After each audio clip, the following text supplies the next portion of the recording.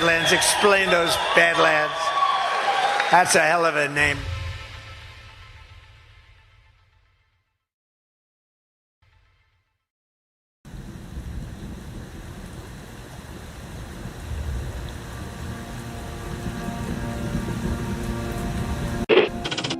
Mr. Vice President, I'm going off script again, I know, but I just want to personally thank you. We've been through some stuff. We've gone through some of the most complex military operations this country's ever conducted, and your steady hand and your leadership during those was a great source of strength for me. Thank you for your leadership. Thank you for your character. Thank you for your selfless service. Thank you for commitment. Thank you for being a mentor to me, Mr. Vice President. It's called the swamp. And you know what happened? And you know what I did? A big favor. I caught the swamp. I caught them all. Let's see what happens. Nobody else could have done that but me. I caught all of this corruption that was going on, and nobody else could have done it. Did I get that one right?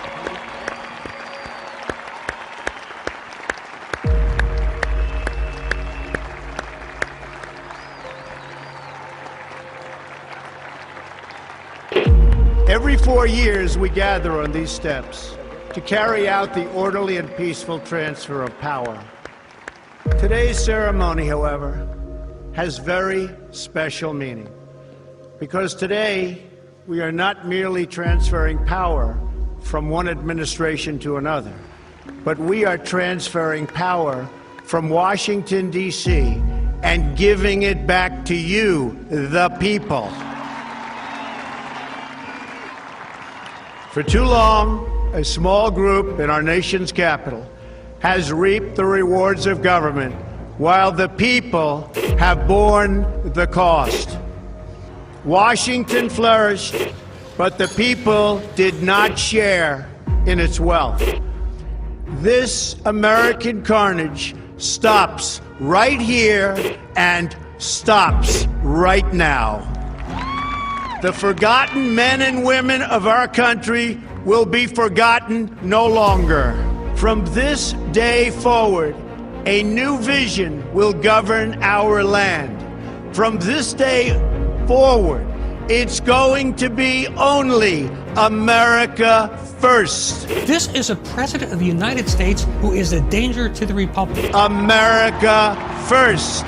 He knows he's an illegitimate president. The oath of office I take today is an oath of allegiance to all Americans. The great Trump recovery. America will never be a socialist country.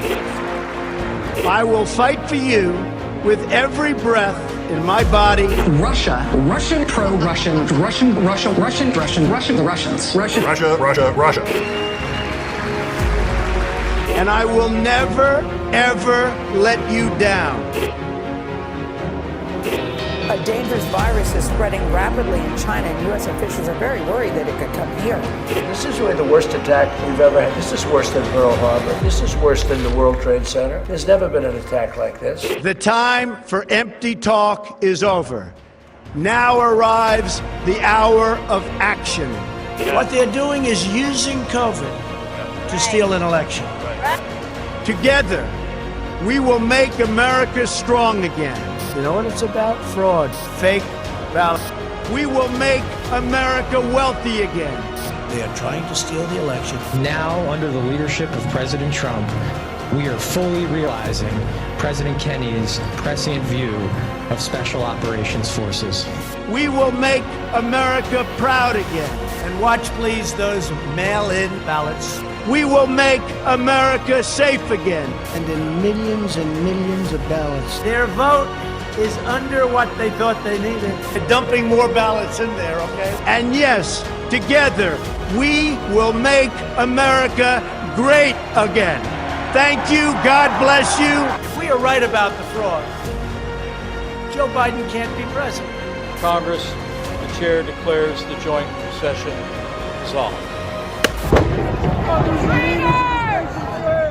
And God bless America. Calm before the storm.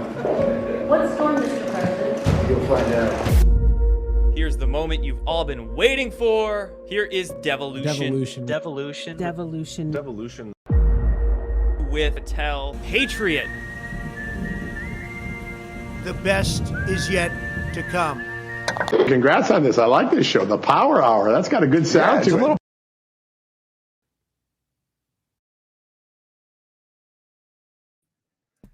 Good evening, everybody, and welcome to the Wednesday edition of the Devolution Power Hour. Hope you guys are having a great week so far. Kyle, you must be traveling. Yes, I am traveling. I'm in a classified location, highly secret. Are you at like F1? Kyle, because John's is a little bit sus. My mood is sus? I mean, I think you're a little grumpy. Why? What did I do? So you're just trying to do this to get me grumpy, but I'm doing good today. Everything's having a great day. Up, John, remember. I'm having a great day. I played putt say and it was awesome. Something different. Like what do you mini call golf? You mean? Yeah, golf. Wow, this is going to be the one thing me and John firmly agree on. That's the true name of the game. Yeah, I have no idea what is correct, but I know that I played it and I did very well. And I haven't played in 20 years, and I'm very proud because those 5-year-olds and 10-year-olds and the 70-plus-year-old put up some really difficult competition. They were serious about it. I played with my kids like 3 weeks ago. They had this free thing going on at the amusement park here, and my kids are little cheating bastards. Like you can't actually beat them because they just cheat the whole time. And but whatever. I did technically win. Like I actually won, but I had to say they won, and that was it was a rough day. But I do love me some mini golf. Correct name. Yes. People are saying my mic is messed up again. I just tried turning it up, so let me know if this works. Don't know what the deal is. Ever since we used a certain other software program, everything seems to be screwy on my end. No matter. Can you move it? Hey, can you move it closer to your mouth, or is it your AirPods? It's always at this distance. I've been using these AirPods for a year. I know. I just turned up the mic settings. I think the thing is like most people or most of the shows before this, everybody's used to you just like yelling at them. No, like I've always thought your mic is too loud.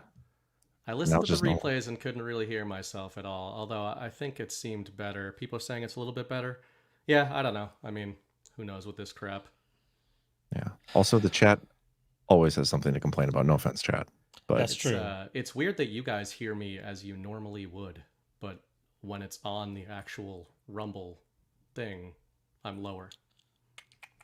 That's not how things work. That's how it came off with Defected, because on Defected, I sounded normal to you, right, Kyle? In that episode? Yeah. Totally. And then on the replay, I was like half the volume. So it was strange. It was weird. But that is weird. Yeah, anyway. People are saying it's better now. So the show can move forward. Are you sure? Is there anything else you want to complain about first? I mean, I want to do the entire show about sharks, but we can just... I know you guys get sensitive about that.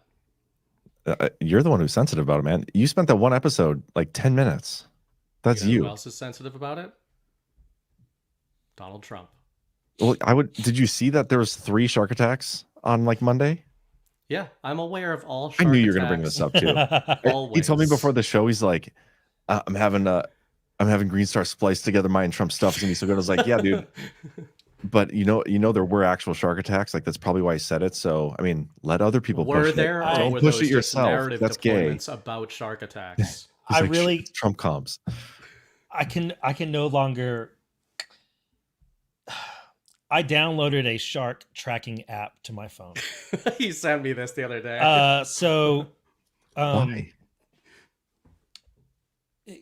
Because I'm in fear, John. Where do you live? You don't live by the ocean. It's within a day's travel distance. It's only a few hundred miles away. So how many sharks travel a day's distance to come? They can travel a very long way in a day. Some species can travel hundreds of miles in a day. I think. Yeah, bull sharks can travel up the river. Actually, New Jersey in the 80s, there was a series of fatal shark attacks in the Mississippi River. Everybody thought they were safe in the Mississippi River. I wish they'd come to the Missouri River and just take me right now because I'm so sick of talking about sharks.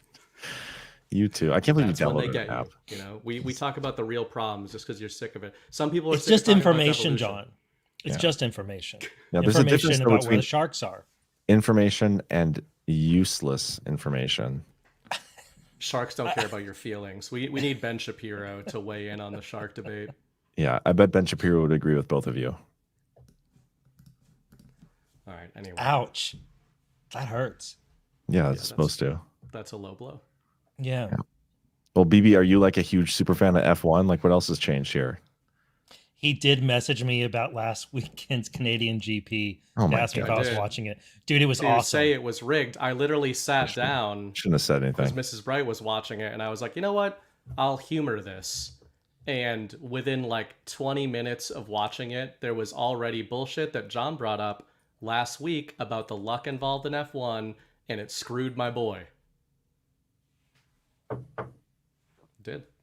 Safety car came out, and they just decide when that happens that nothing else matters.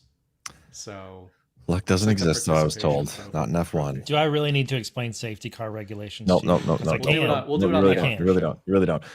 We got plenty to talk about tonight. We do not need to waste it on sharks and F1. We're going to talk about the Garland stuff. We're going to talk about Hunter Biden, some of the narratives surrounding that, some of the game theory around it. We're going to go back to the COG policy document. I've been doing some, digging on it, different avenues. Some stuff I've dug up before. Some stuff I'm like looking at it with fresh eyes now, and there's just some weird things that I just want to throw out there. But it'll be fun. And then also Kash Patel's comments. He got a question at the Reawaken tour last weekend from somebody in our chat, actually, who asked him the question. We played it on Saturday's show. It was my first time hearing it. I had some commentary, and then the other day I spent like an hour listening to it just over and over and over, and it just continually blew my mind. So I want to approach that video with you guys, and then Trump's a Bitcoiner now, and so that lines up with a lot of stuff we've been talking about for a while. G Money is now the biggest Trump supporter you'll ever find. He wasn't there before, but now that Trump is supporting Bitcoin, that's G Money's candidate. So congratulations, G Money. We're all couldn't have been that now. This was all pre-planned. It's definitely that Trump has just been convinced today, just discovered by being visited by some Bitcoin miners, that we should check that stuff out. Yeah. But anyway, his comments around that are just incredible, especially with. Did I see that Saudi Arabia came off the petrodollar? They did, which is kind of big news. Yeah, they've been signaling for a while, but it's certainly, I think that's actually a good example of where sometimes you get like really sensational narratives, whether it's among gold bugs or certain maxis and stuff like that, where they're like, Saudis came off the petrodollar, the dollar's going to crash tomorrow, right? Like that's not how this stuff happens. But when people make those kind of crazy sensationalist claims like that, it makes it seem like it's not actually a seismic development when it is huge, right? I mean, this is just, it's the rebalancing of the multipolar world order. And, people are coming off the petrodollar not just because it makes sense to, but I think it's devolution related. I think people coming off the petrodollar now signals that they know there are not going to be the kinetic military industrial complex consequences for coming off of the petrodollar that maybe there would have been a little while ago.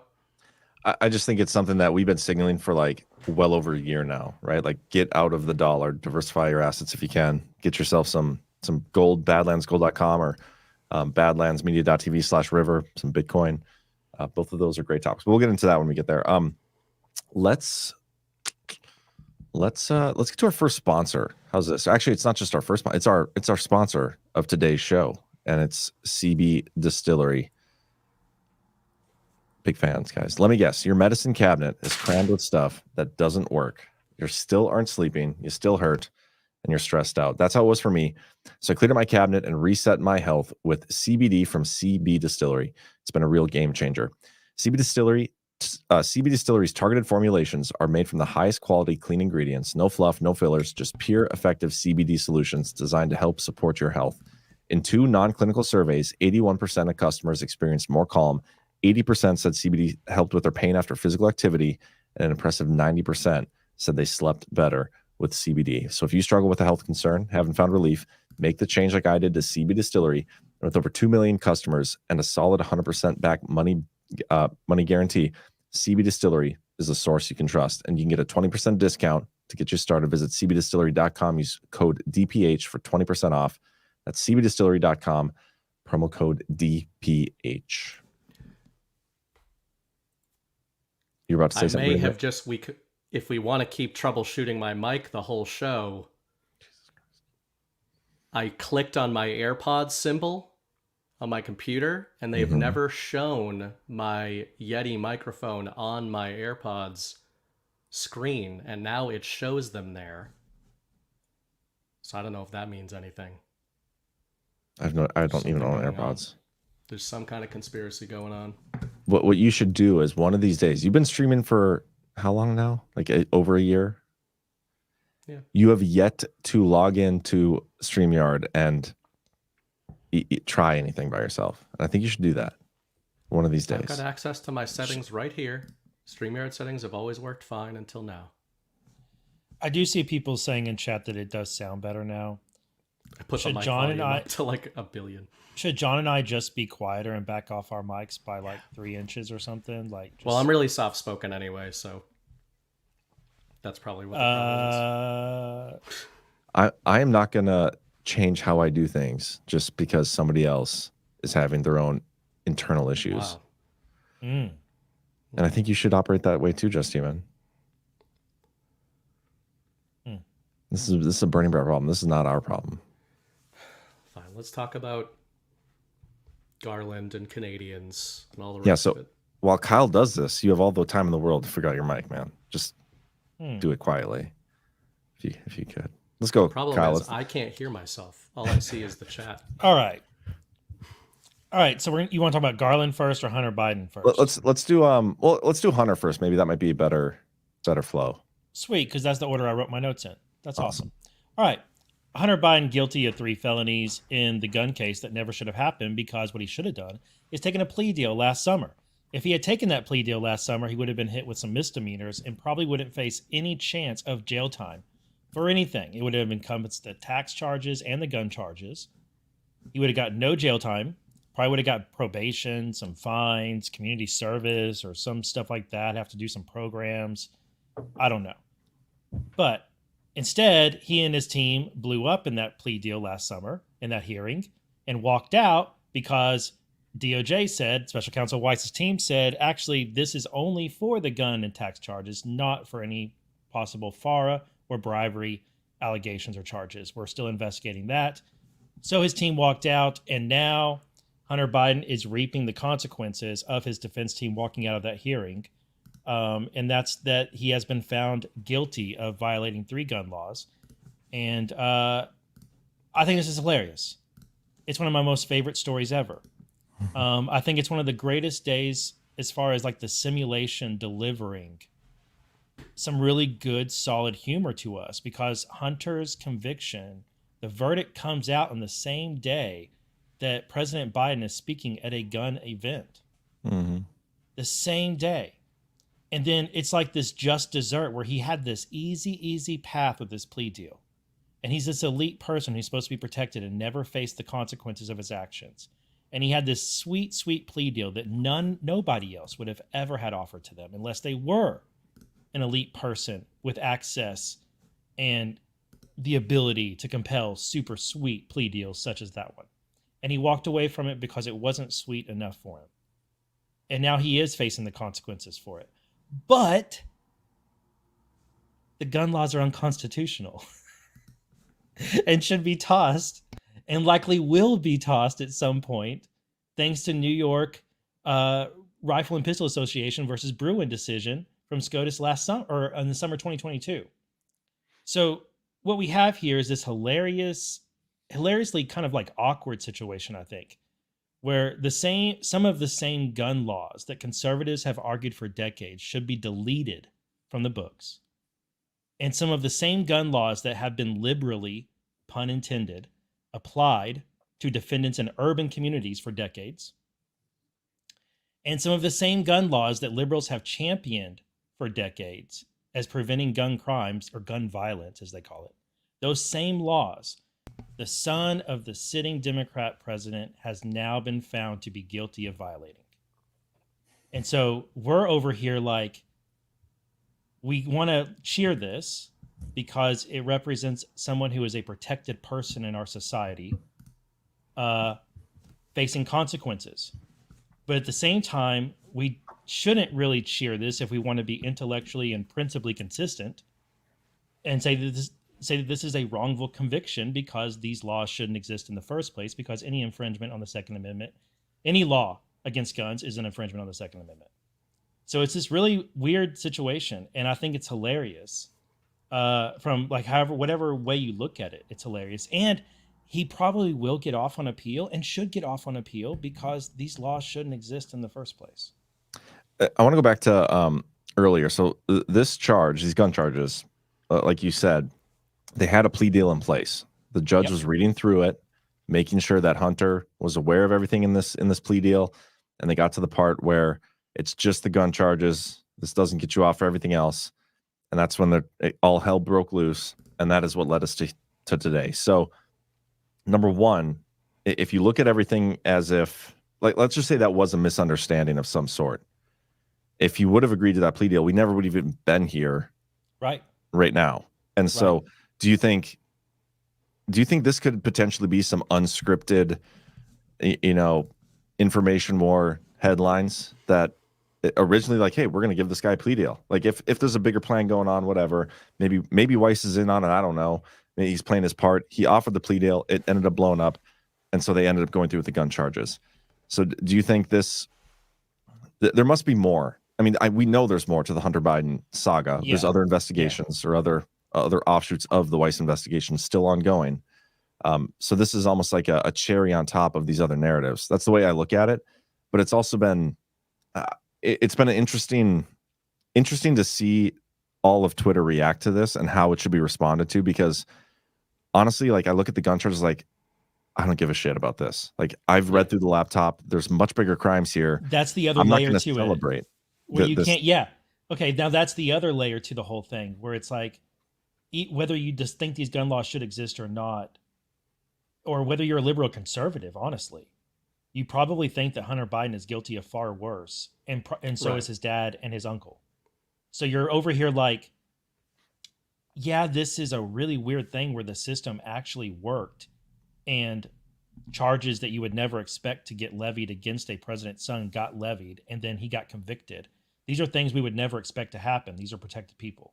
Well, but we also don't care about them getting convicted for this because we know they are guilty, or we have a strong belief that they are guilty of so much worse things. So it seems like small change, and we're just like, I can't celebrate this, like you said.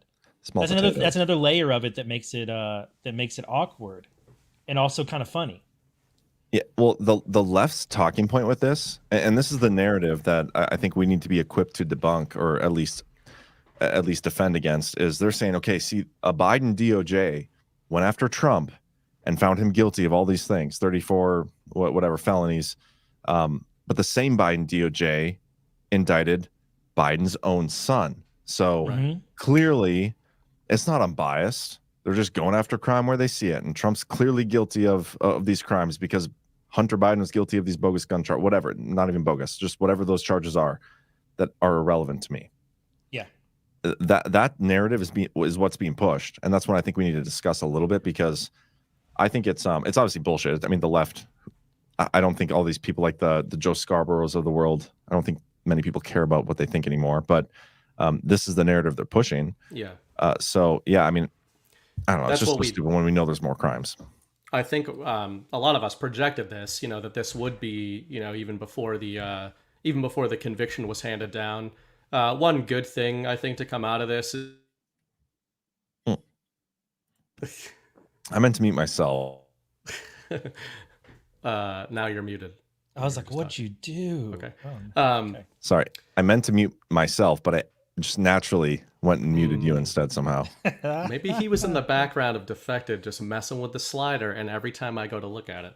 But I was going to say that, a lot of times when we're in this InfoWar stuff, the royal you can be kind of annoyed by how the InfoWar community, Anons or MAGA, react to stuff. Like they fall right into these kinds of traps. I think that this Hunter Biden gun conviction is actually an encouraging sign before we even get to what's the op here, whose op is it anyway, is what I've been saying recently. And that's, I don't know. It's not rhetorical. I don't know whose op it is, because you can genuinely make a case with a lot of these deployments that it's either sides. But the good thing here is that most of MAGA, most of the truth community, they were all over this before it happened. Most of MAGA was saying, we don't want Hunter to be convicted of this stuff. If he is convicted of this stuff, then it's bullshit. We had said before, this is the term narrative shielding. This is absolutely what John just mentioned. The deployment in the national media about this conviction is absolutely a coordinated push to say this is narrative shielding for the DOJ.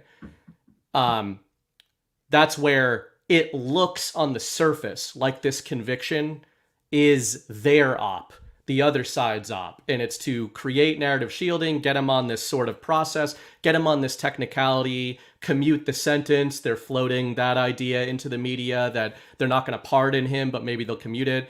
Before they even came out and started ridicule today, most of the national media was talking about how Republicans were being unhinged about the Biden verdict, and they were talking about wacky conspiracies, and now it doesn't make sense for them to say the DOJ's biased. But you also had the Biden administration being kind of put on a pedestal because heroic, selfless Joe, the leader of the country, came out and said he wouldn't consider pardoning Hunter. He trusted the rule of law, right? So you had this coordinated rollout. But if we're just looking for a positive, the signal is that the only people who were cheering for this conviction was the usual Con Inc. retard suspects, all the DeSantards, all of those kind of people jumped all over it. But really, they were met with crickets. Like nobody, very few in MAGA seemed to jump on that train.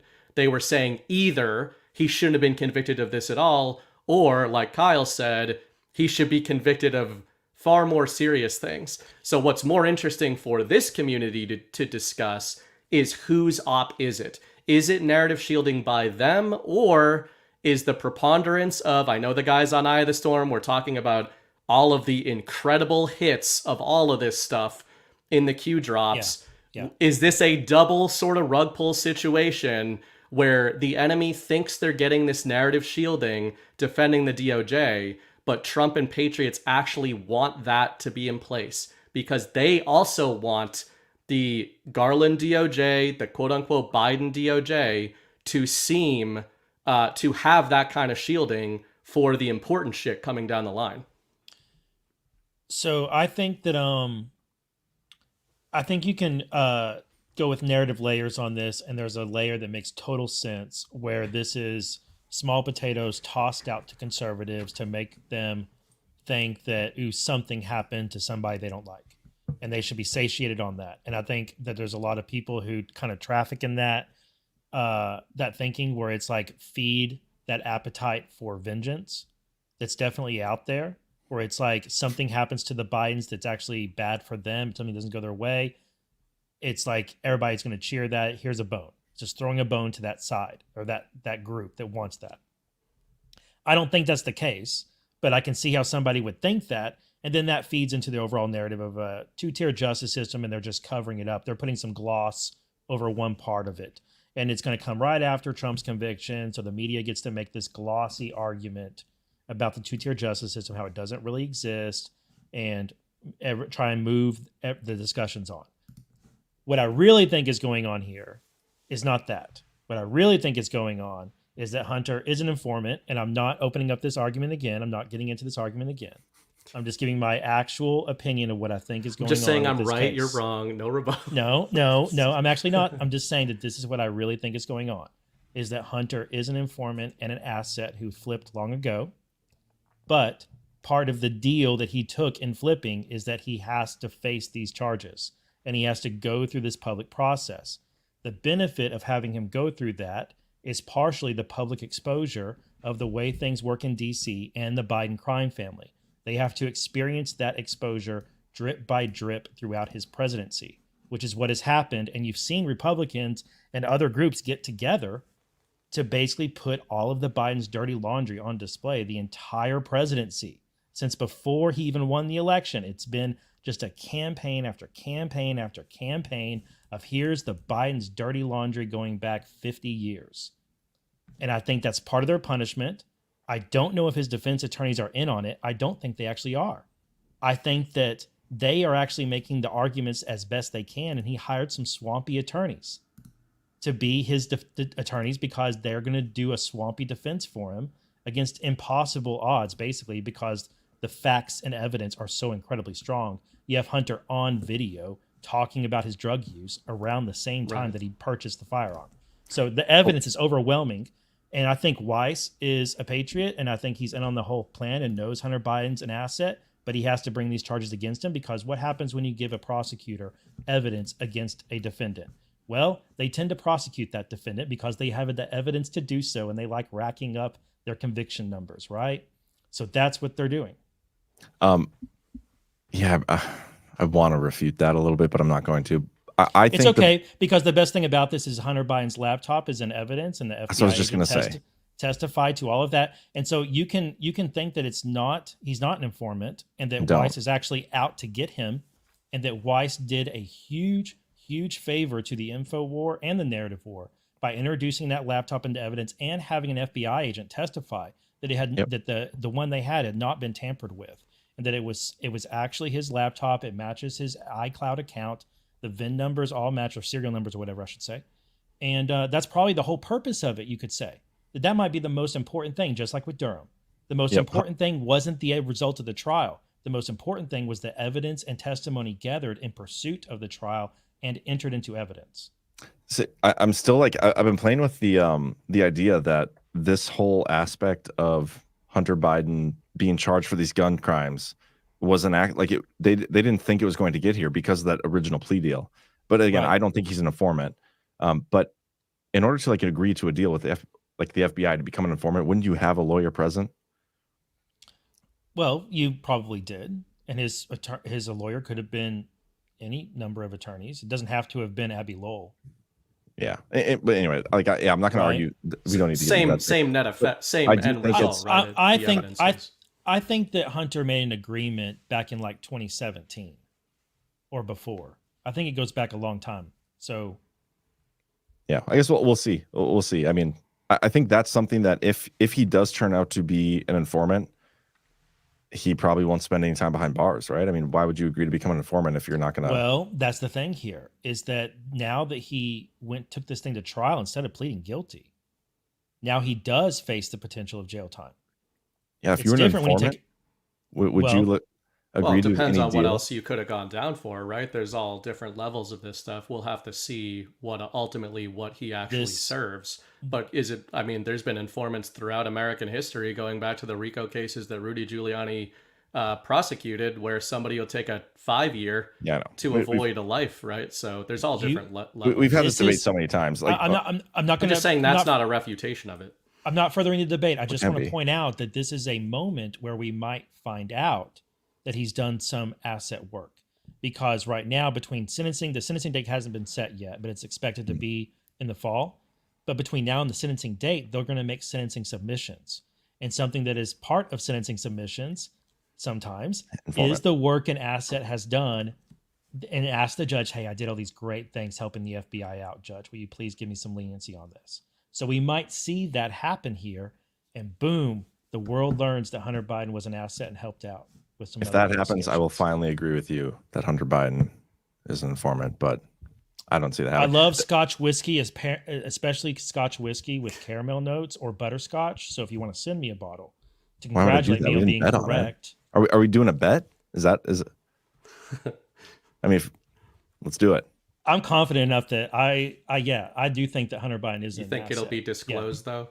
Okay, but so how do we bet on something that we don't know? I think it will be disclosed one day that Hunter Biden is an asset who has done work for DOJ and probably CIA too. Okay. I mean, okay, how much is that bottle of whiskey you like? Oh no, you want to just 2 mortgages. Just put a budget on it. You want to just what is it? What's that one? Whistling Pig, or what is that famous? I like Black Velvet, so. What is it? I don't know. We'll pick out. Let's just. I don't know. We got to figure out a bottle. I don't know. We'll figure out a bottle. But yeah, let's take a bet on a bottle of scotch or whiskey or whatever your hard liquor is of choice. I like whiskey, bourbon, whatever. Okay, deal. We'll talk details off air, but yeah, the biggest thing to me is the laptop becoming public disclosure. But the fact that is being publicly recognized as like legitimate now, it's just checking a box off. Like Trump and those guys, they already knew everything on that laptop was genuine well before 2019, 2020. And that's the key to me, because they have all the evidence they need to prevent Biden from actually getting away with stealing the election, which is where devolution comes into place, right? It's just a matter of publicly disclosing this stuff. And honestly, I was kind of hoping for more from that revelation. Like even within the right-wing Twitter, whatever wing of Twitter we're on, whatever you call that, I was expecting more. People like, oh my gosh, it's legitimate. It's been proven. Yeah, there's the normal people pushing the clickbait on it, and then it's kind of just like gone away. That is such a big deal, because Antony Blinken is the one who organized that whole coup. Like that whole thing was Antony Blinken. I think I agree with that, but I would just change the framing a little. Is I don't think the big deal here is that the laptop was disclosed, that it's real, in other words.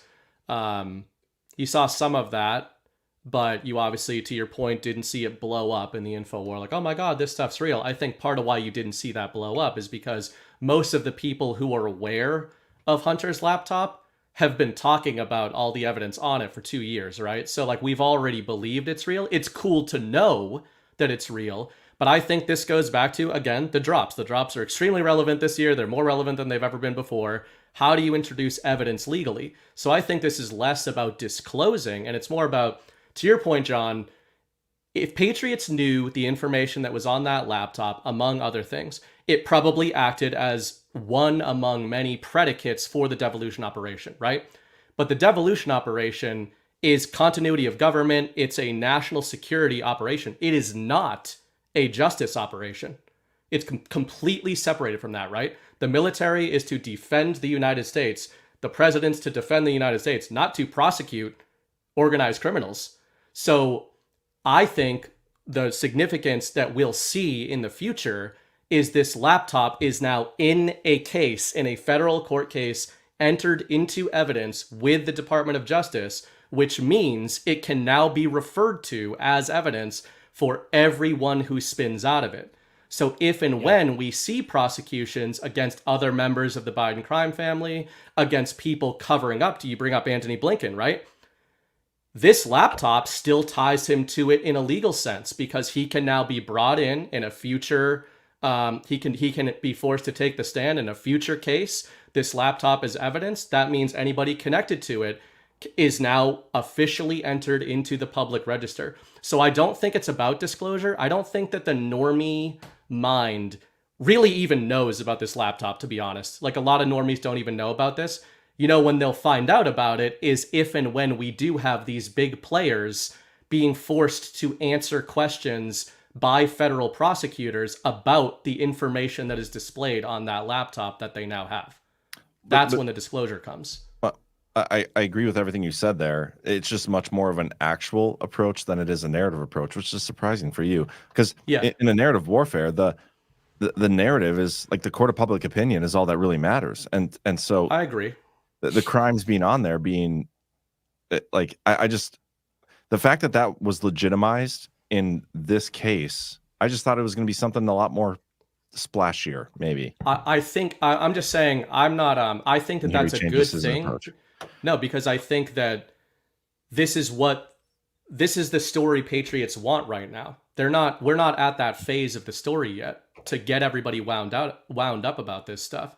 I think that comes when Trump is back and we're going through the actual justice phase. Like, I don't think any of us believes that we are at the public justice phase yet in terms of deep state players. Like Kyle talks about a lot, that a lot of these investigations have probably been done, but we're not at the normie. You're not going to get the normies to freak out about the laptop because we don't have control over the public information. We don't have control over the public narrative. There's all these gatekeepers, conservative gatekeepers on Twitter and all the rest of it. They're just not going to make this a big deal. But you know when they won't be able to ignore it and when it will become a national story is when a different former president is on trial and this laptop is being referenced for why he is on trial. That's when I think we're actually going to get normies talking about this stuff. Because real quick, Kyle, before you go, the thing about the laptop and anything on here or any of the corruption, the actual corruption that the Biden family has done, which we know is kind of hinted at on the laptop. I don't think it's even got the full extent of it, but all of that stuff, they already know about it. They've already verified it. None of that, it doesn't even matter if that stuff is actually entered into a gun charge case. And them doing so only like verifies it for the narrative and all these things that can be used otherwise. I think it's already been entered in evidence elsewhere. Maybe the military has it. I don't know. Yeah. But the fact that it got entered in, it's like, okay, well, this is the narrative phase of this laptop, right? And debunking the 51 intelligence agencies. I just expected a little bit bigger of a thing. I don't know. That's what I'm saying coming from the narrative war. Totally understand that. I was also surprised, and I have a possible explanation for it. Let's hear it. But you may not like it, but I'm just tossing this out there as a possibility. Oh gosh. If this is a hunter's informant. No, I'm tossing it out there as a possibility, okay? And I like it as a possibility because it fits pretty neatly, okay? But it may not be true. It too. Okay? It's because talking about for some of these media organizations and big accounts and stuff, perhaps chatting about the real Hunter Biden laptop is a third rail for them because they've accidentally or not accidentally been referencing material from a fake one or one that was tampered with. Because we know for a fact there have been some media outlets that got hold of copies and material that wasn't legit and wasn't actually on the real laptop, and they promoted it, and those things got trafficked around. They got clicks and likes and views and shares and all that stuff. So if you're somebody who was pushing stuff that wasn't true and isn't on the real legit laptop, you may want to back away from stories having to do with the laptop because oopsie, you didn't do your due diligence. Are we able to access in Pacer, can we go in and access the contents of the laptop now that's been entered in?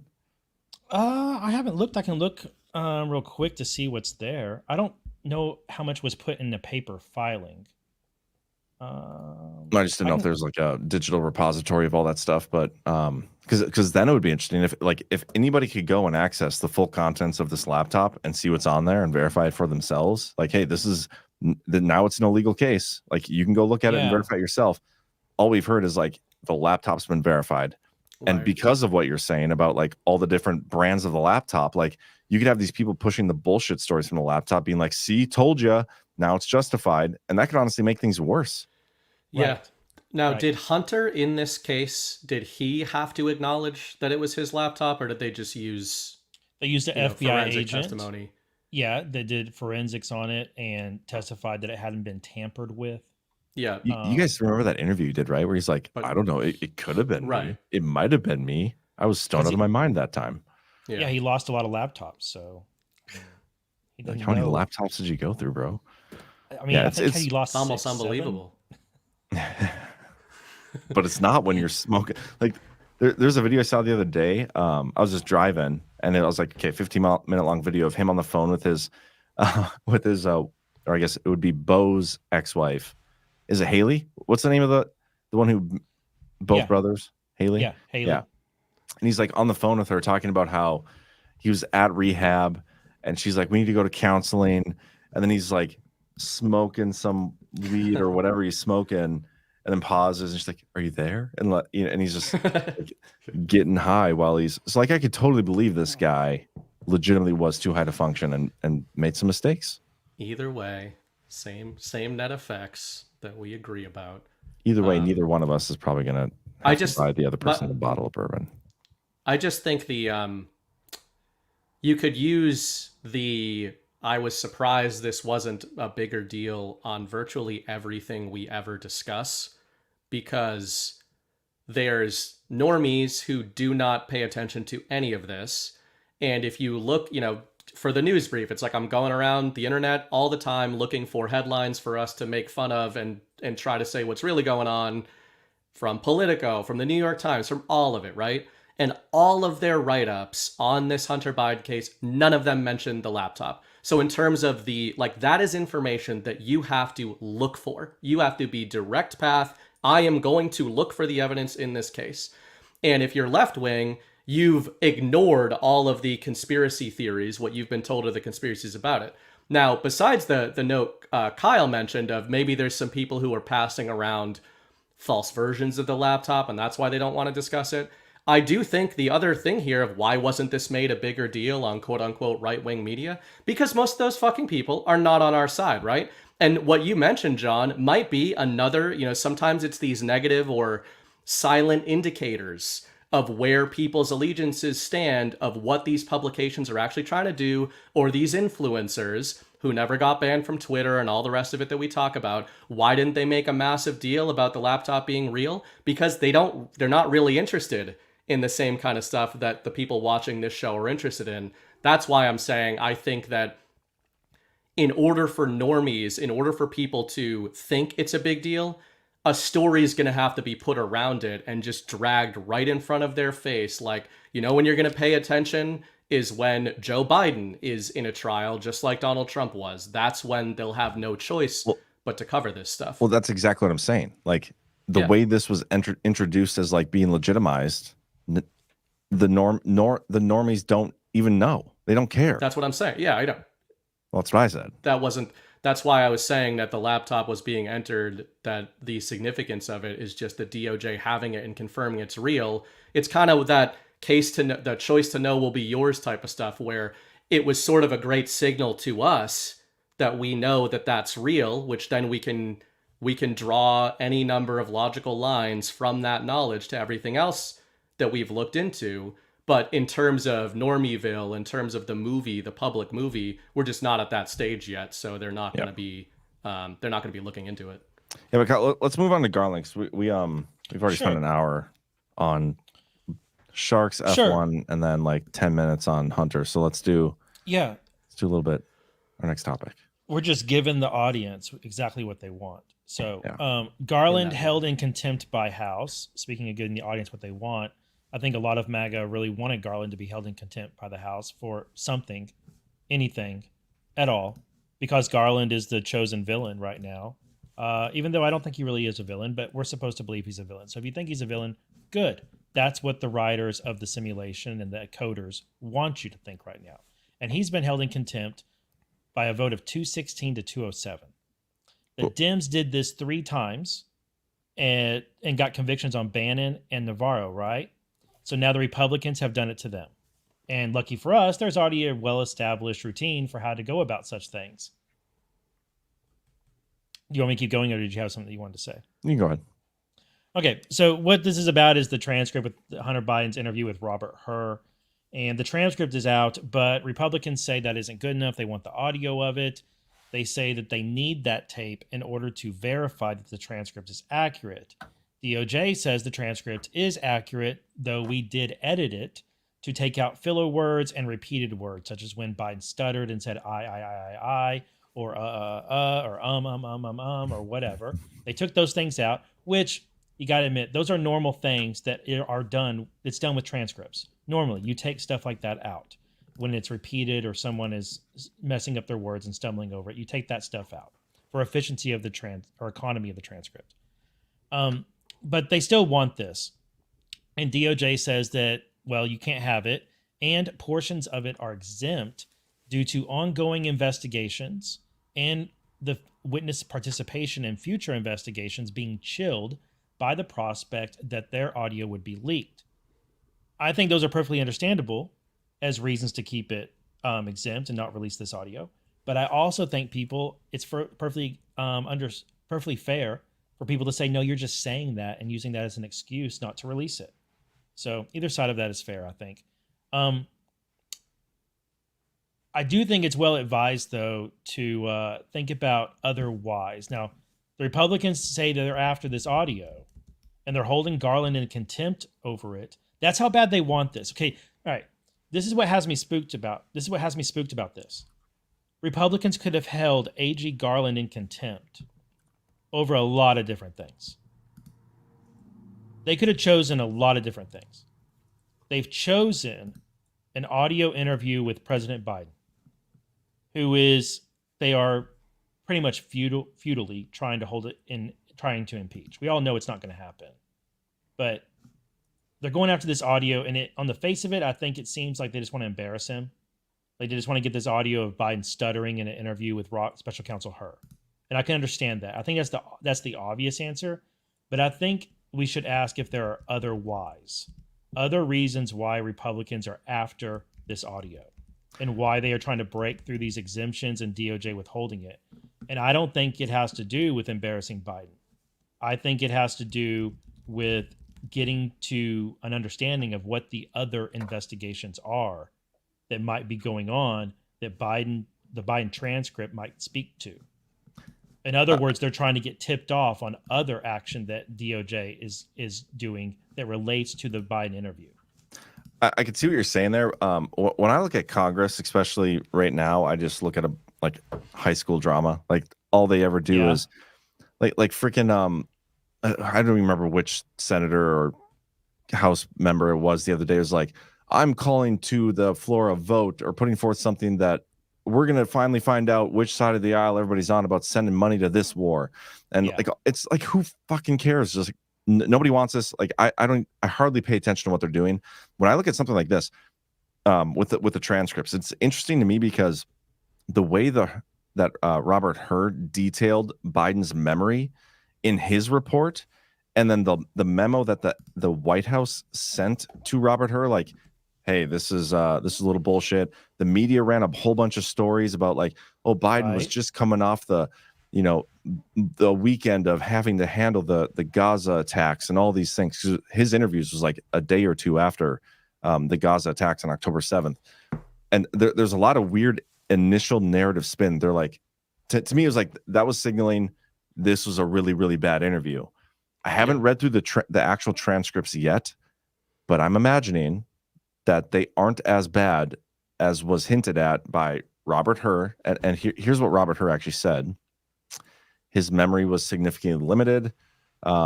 Elderly man with poor memory. I mean, the narrative at the time was, we're not going to actually charge Biden because he's like too old to remember the crimes he actually did. And so that's incorrect, but that is the narrative. That's not what Robert Hur said, but that's the narrative. We also, I mean, it is right here. We also have considered that at trial. Let me just read it. It says Mr. Biden would likely I was just going to read it. Okay. We have also considered that at trial, Mr. Biden would likely present himself to a jury, as he did during our interview of him, as a sympathetic, well-meaning elderly man with poor memory. Based on our direct interactions with and observations of him, he is someone for whom many jurors will want to identify reasonable doubt. It would be difficult to convince a jury that they should convict him, by then a former president, well into his 80s, of a serious felony that requires a mental state of willfulness. And so the reason not to bring charges is not that he is an elderly man with a poor memory. The reason is that a jury would likely not convict. I know, but that's the reason. I know, but my point is that as he did during our interview, presenting himself as an elderly man with poor memory, I bet the audio tapes present much worse than the transcript. And that is something that I think, like, if they have a transcript of Biden, like totally fumbling, totally misremembering stuff, all these things. I mean, think of the narrative value of something like that in a narrative war. Instead, we just have an edited transcript, and that's why I think it's being withheld. It's that the audio of Joe Biden himself, when you can't refute it's Joe Biden, stumbling over words and all these other things, stuff he already does, but much worse. And when you can actually tie it to crimes and shit, I mean, the value on that is, you can't even put a value on that. It's priceless. Well, okay. Well, if it comes out, let's say they get it. Let's say they get this somehow, this audio, and it makes Biden look worse than the Hur report did. Then the Biden White House and the media who ran cover and attacked her all eating crow, and Hur's looking pretty good because actually he did them a favor. Mm-hmm. Right? But if Biden looks better, then like if he doesn't sound as bad, then how do we handle it then? Like what if Biden sounds like it matches what the Hur report says? Then it's going to be him coming off like a sympathetic old man saying, "I do not recall." But if that were the case, why would Garland not release it? Like I think that I'm sorry, I'm kind of messing up. What I'm trying to say is that the best case scenario is it matching the Her report. Like the best case scenario for the Democrats is that the description matches the Her report, and that Biden like comes across as like saying, I don't recall, I'm not sure. And he does come across as a man that people are sympathetic towards in the audio. You see what I'm saying? Maybe. Yeah, I don't know. There's a reason that Garland doesn't want to release it. You're saying that's a bad situation, though, right? That's the best case scenario. Yeah, like the best, which doesn't bother me that much. Like the best case scenario is that Biden actually does come across as Her report described, a well-meaning old man that doesn't exactly recall some of the crimes he engaged in, right? Like that's the best case here. Like there's no chance that he's going to come across as being completely intelligent and on his game, and Robert Hur misrepresented that Biden had like it's not gonna like the audio isn't gonna show that Biden actually did remember these things. Right. Is what I'm saying. Yeah. This almost feels like if we do get leaks, quote unquote leaks of this audio, or if it comes out, then that's a pretty strong indicator of InfoWar shenanigans, I think, right? Because then you would reverse engineer this entire narrative deployment, like a 3-tiered narrative deployment. Deployment 1 is the Her report. Deployment 2 is the suppression of the Her report by the audio rather, by the Garland DOJ. And then deployment 3, Act 3 would be it comes out anyway. So then sometimes we look at, well, what would be the best possible case for us for sort of the side of truth in the InfoWar and destabilizing or delegitimizing the establishment even more than they already are. And it would be a leak of this audio that basically matches the conspiracy theories around it and says this is so much worse, to John's point, than even the report suggested, which it's not just about the audio. It would then be about this is why they didn't want it out. This is what's going on with Garland. And again, that seems most likely. Yeah. Especially like months ahead of an election here. That has to be the case. And DOJ is saying that they actually can't hold Garland in contempt because things like this have happened before, and no U.S. attorney has ever held a sitting official in contempt when presidential privilege has been exerted or whatever. Executive privilege has been put out. But remember, they fought Trump over executive privilege so much and kept knocking it down. So we might be looking at another battle just to get to the contempt thing, and have him actually held and it be. What's supposed to happen now is the grand jury is supposed to be impaneled by the U.S. attorney for D.C. But DOJ looks like they're going to block that based on advice from the Office of Legal Counsel. So we might be looking at we probably are looking at a further legal fight before Garland is actually like indicted by a grand jury. I'm just looking at Trump. I haven't even seen if he said anything about this, because there are a lot of things. I'm definitely not on board we're literally watching a movie thing. I think I've made this point clear. I don't think everything is scripted. I think there are things that Congress does that all sorts of people do that they just think is like this. I think this is going to be the most effective for what's needed right now. I think especially in our government, there's only so many things that they can actually do. And they miss the mark so many times with all these spending bills, the Ukraine, Israel, whatever. This is one of those things I just feel like the Republicans like, yeah, let's just hold him in contempt because, they've done this to us and whatever. Headline. Yeah, it's a headline. It's a narrative. Maybe there is some there if the audio tapes ever come out, but I'm not like that's not where my focus is with this stuff.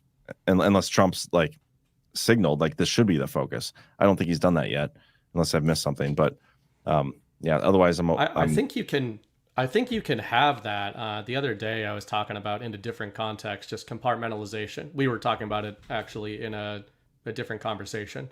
But compartmentalization is something that we all know that deep state has used for a long time to keep information from us. But we also know that it's got to be involved in devolution for sure.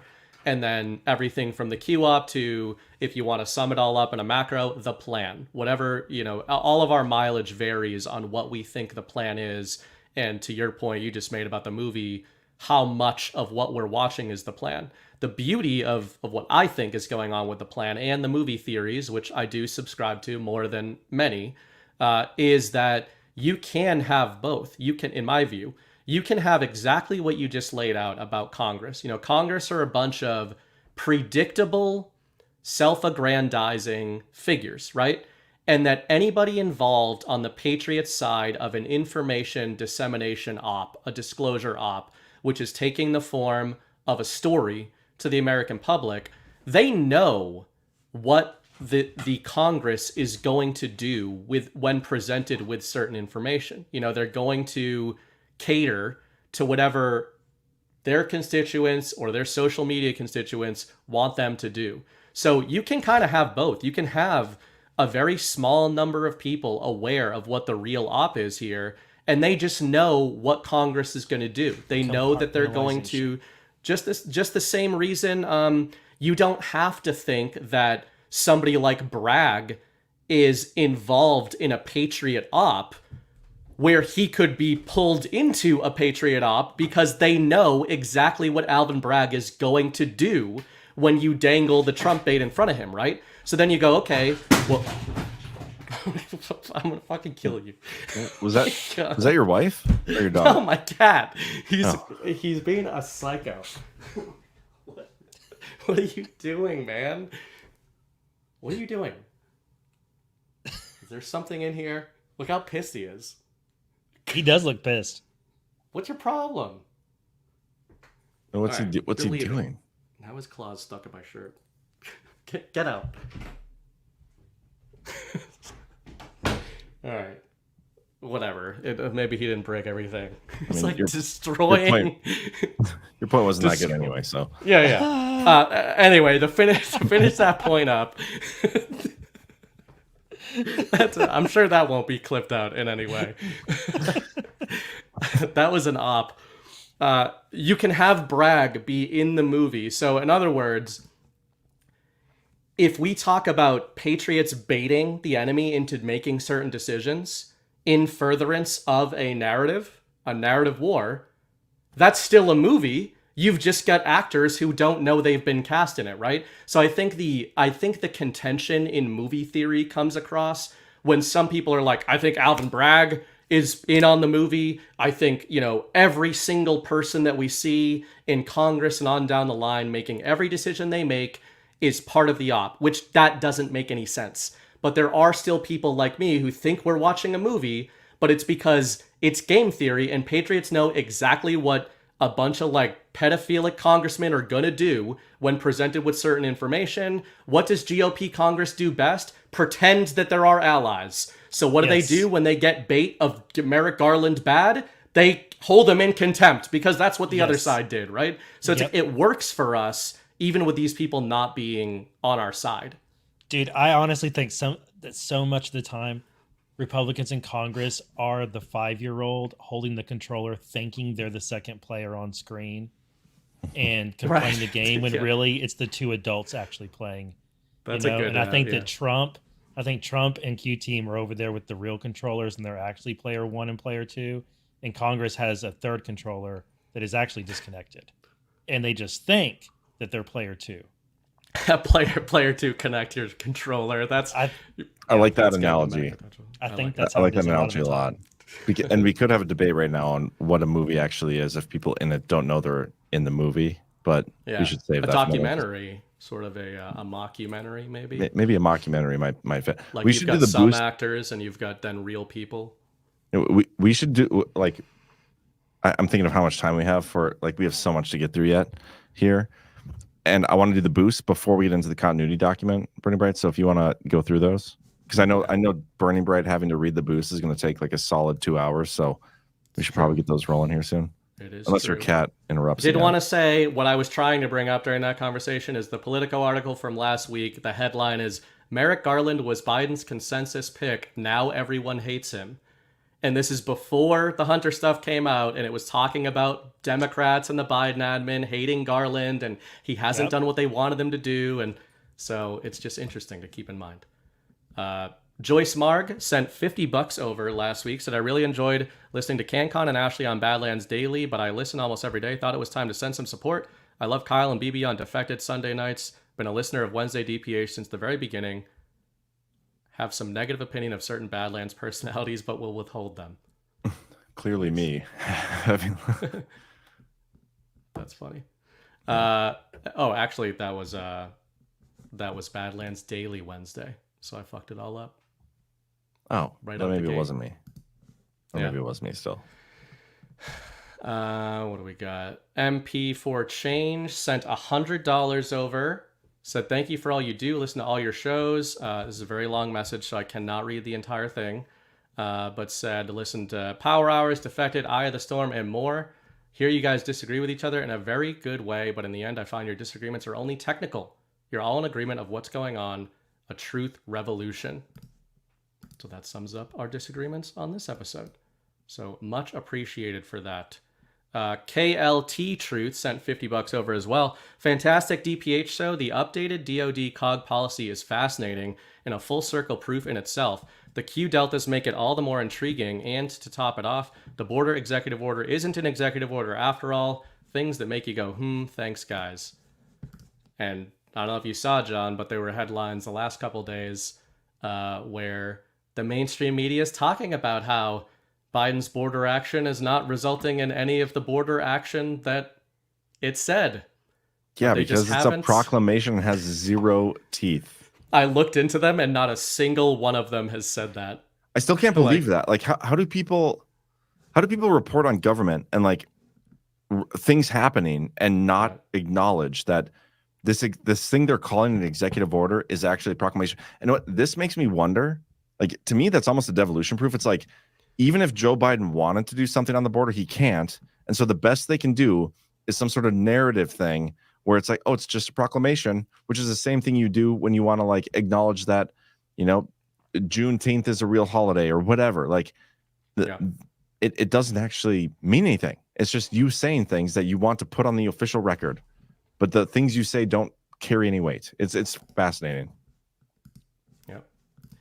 Yep, it's pretty funny. All they'd have to do is open the actual document. And you can find that document at devolution.link. Goodbeard sent $50 over. This is long overdue. God bless you all. I'm so thankful to have Badlands during this time. Thank you very much. We'd just be speaking into a void. So we got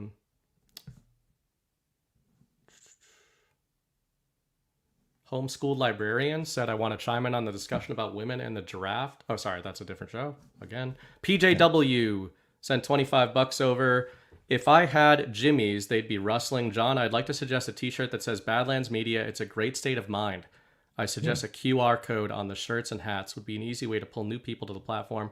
You guys are like a band of brothers. John's the big brother, bossy. Kyle's the middle child, peacemaker. And BB is in the position I proudly wear in my family, a little asshole.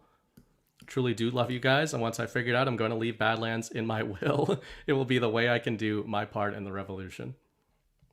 I look at BB as like the adopted stepchild that not like the Cinderella kind, not the Cinderella kind that like your mom's gonna love me. I'm gonna meet your mom in Deadwood, and she will like me better than you. She actually texted me the other day. She's like, I think she was watching Liberty Den from a couple weeks. I don't remember when this was, but she's like, has anybody ever told you that you two look like brothers?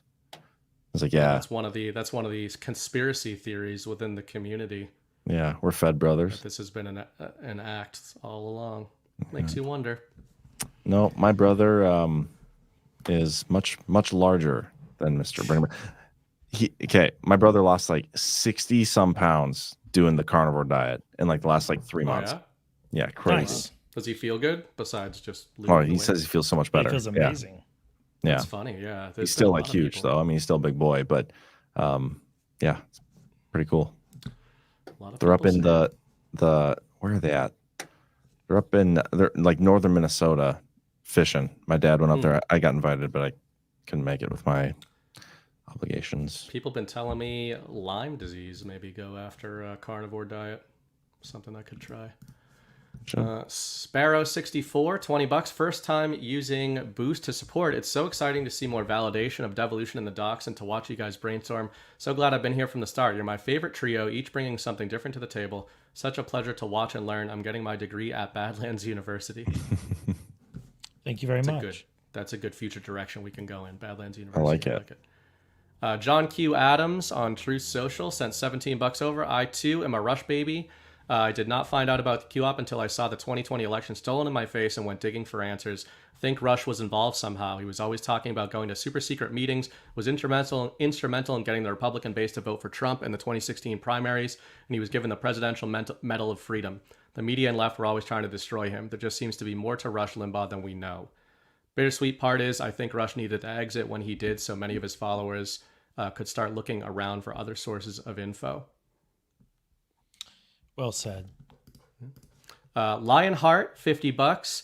Good evening, guys. First off, BB, you still owe me an answer on favorite martial arts-based movie and fight scene. Regarding the Trump Apprentice Art of the Deal segment, made me realize how much older I must be than the three of you. 50, Trump was always a larger-than-life figure in Jersey, especially because of the casinos. But truth be told, Apprentice is what elevated him and his star power to pre-presidential heights. Final question, thoughts on the Gitmo expansion? Yeah, I mean, we talked about this a long time ago, but it is interesting that, I mean, one, Obama tried shutting down, he couldn't. Trump gets in there, starts expanding, and Biden's back in, hasn't shut it down yet. And some of the stuff in there, too, has to do with storage of documents and looking at what Durham did with all his documents. I mean, lots of interesting things you can look at, but the actual population there is declining. And that might even be the biggest contradiction. Right. Why are you expanding Gitmo when the population is declining? I think they're at like 30 some people down there now. Right. Yeah. That's interesting. Martial arts movie. I'll throw a couple at you. The Raid. It's a British filmmaker who made it with a bunch of Filipino martial artists. Some of the most incredible martial arts action in the modern era. And then The Raid Part 2, Barandal, has even better fight scenes. A lot of good stuff with machetes. So if you're looking for that, don't let any kids watch it unless they're super based. But yeah, The Raid and The Raid 2. And then one more, Mima Hunter, $17. After Defected, Story Hour, Cultural Heretics, and When BB is on Liberty Den, Wednesday DPH is my favorite Badlands show. Look at that. I need to plan that out. Love it. Is that all of them? You realize that was a huge probe. Why would you just cheer for that if that was all about how great I am? Because this is Wednesday DPH.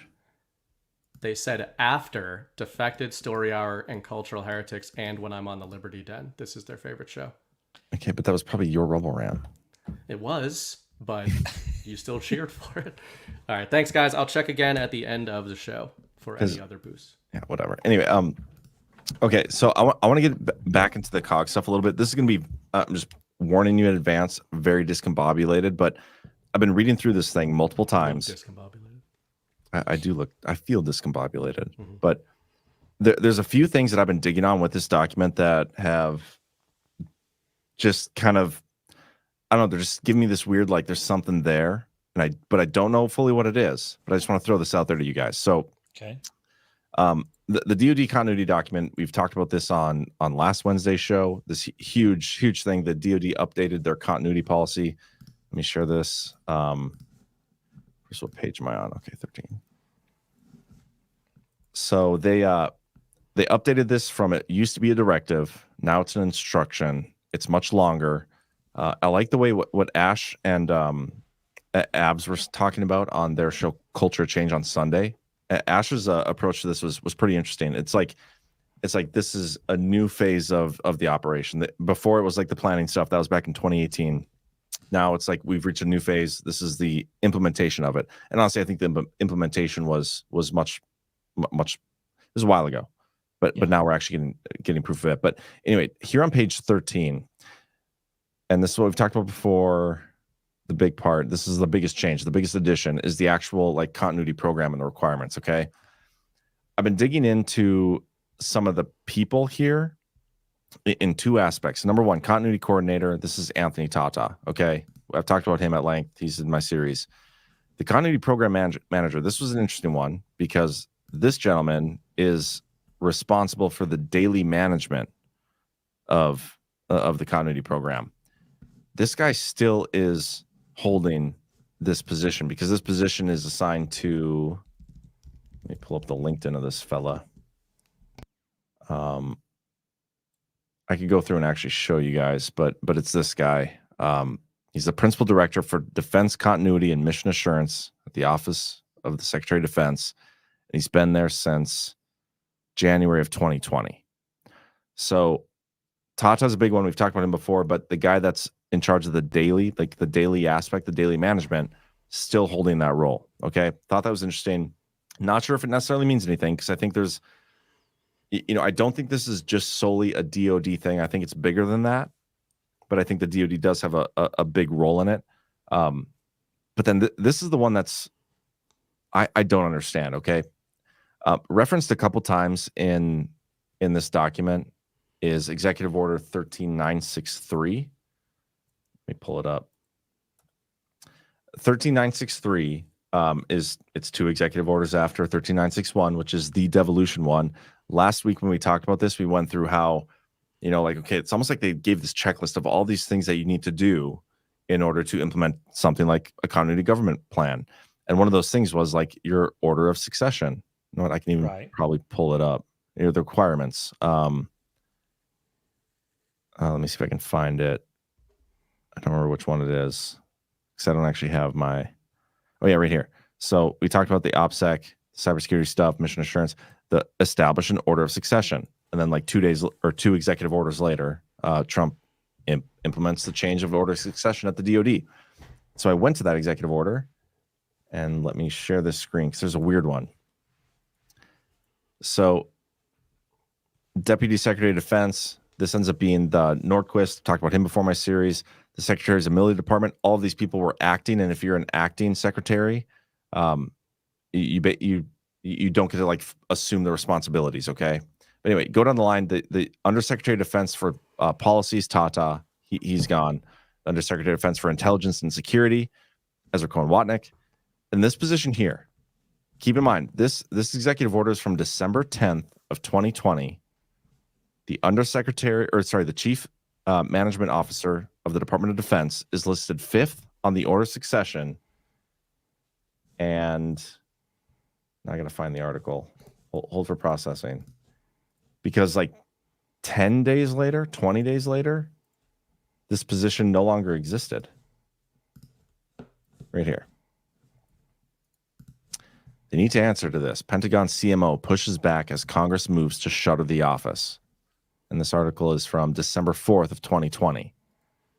Language in the proposed fiscal 2021 National Defense Authorization Act eliminates the Pentagon's CMO job, a move that the woman who has held the job said will harm taxpayers and military readiness. This position... Sorry. Go ahead.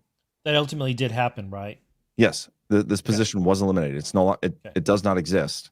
But this executive order with the order of succession is still the most recent one. It hasn't been revoked. It's still there.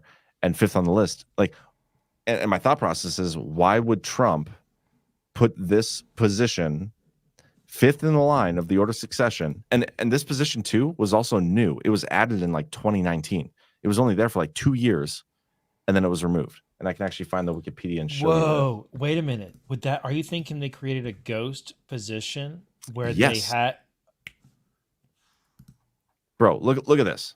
The CMO of the DOD was created in where is it at? Okay, right here. It was signed into law in 2018, required the CMO to provide Congress. So it was put in place.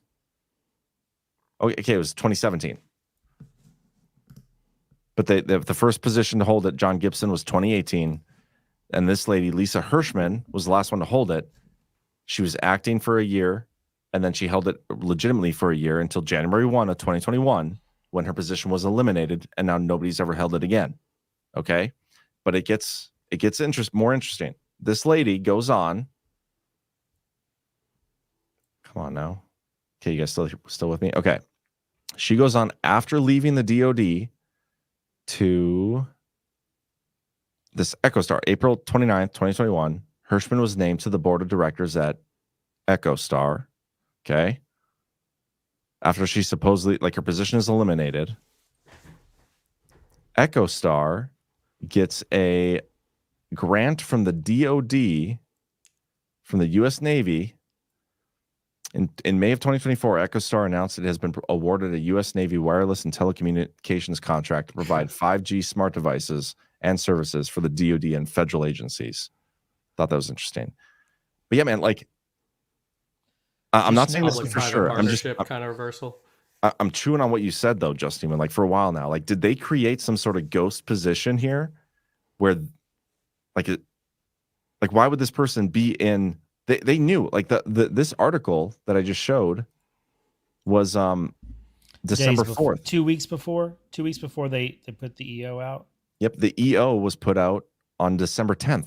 They knew at the time of putting out this order of succession that this was not going to be in, this position was no longer going to exist. Why did they put that in there? It doesn't make sense to me. Okay. So this means, this can kind of help you figure out the timing, because it means by this order, things that it went active, it had to go active before the National Defense Act was passed, right? Which January 1st. Her last day was January 1st.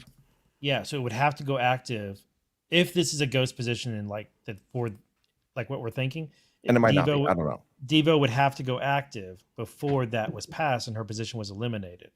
So it gives us like a hard stop, right?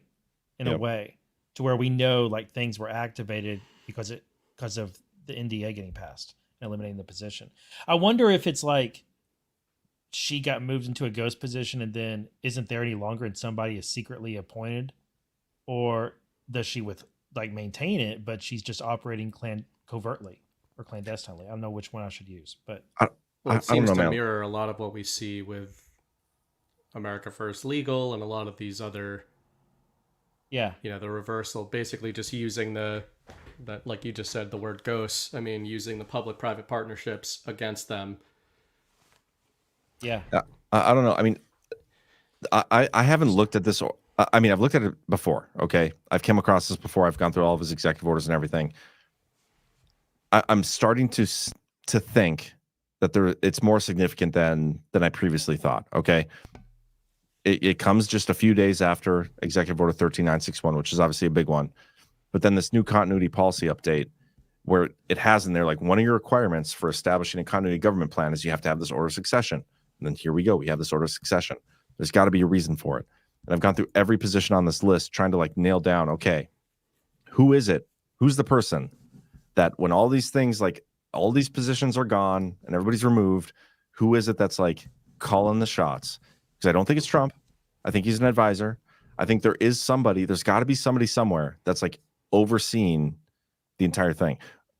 In my part 13, I've talked about Robert O'Brien, and I think that's still a possibility, but it also says that he can designate whoever he wants. And it's just, I don't know, it's been kind of a fun exercise to go through these things and see these people. Like, I never noticed before that this position no longer exists. I think that's a very interesting note. Every single other person here has been replaced by an acting somebody. The one interesting one was the deputy secretary of defense, which is that who is it, Nordquist? Let me find it, because I've talked about him in my series before too. My part 3, yeah. Can you guys see that? Yeah.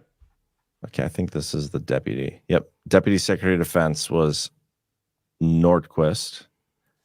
Prior to that, he was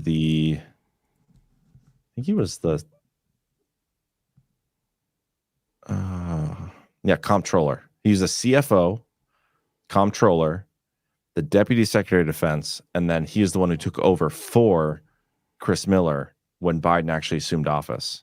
He was acting, but they have him in here. Come on, get out of there. Hey, till February 8th of 2021. Sorry, I'm backtracking a bit, but guess who has put satellites in orbit for that EchoStar company? Elon. Starting in March 2017. Yeah, so wow. I obviously wasn't going to bring up Elon in that context, but in the public-private partnerships context, it absolutely fits in terms of, I've kind of wondered about deputizing, de facto deputizing people in civilian roles. And, I asked you guys about that a year ago.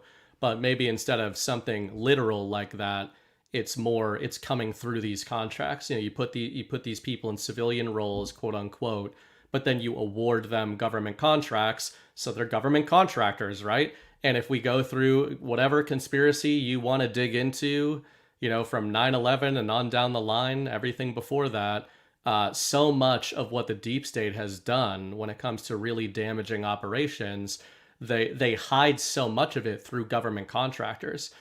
Joe Lang's been doing a lot of great writing on this on the Substack that you guys should check out. But, stuff during the Bush Senior administration, how so much of what has been done by the deep state, the CIA, in a clandestine manner, the way they hide this stuff and the way they get around this stuff is through government contracts. Then you add this layer of communications, you add this layer where you don't have certain oversight over contractors like you would over actual deputized government employees or military positions. So Elon certainly fits that bill. And then if you've got people that are in the DOD, DOE, and on down the line, and then leave into these civilian roles, maybe it's the contracts we should really be trying to track and see who else is involved in some of these contracts.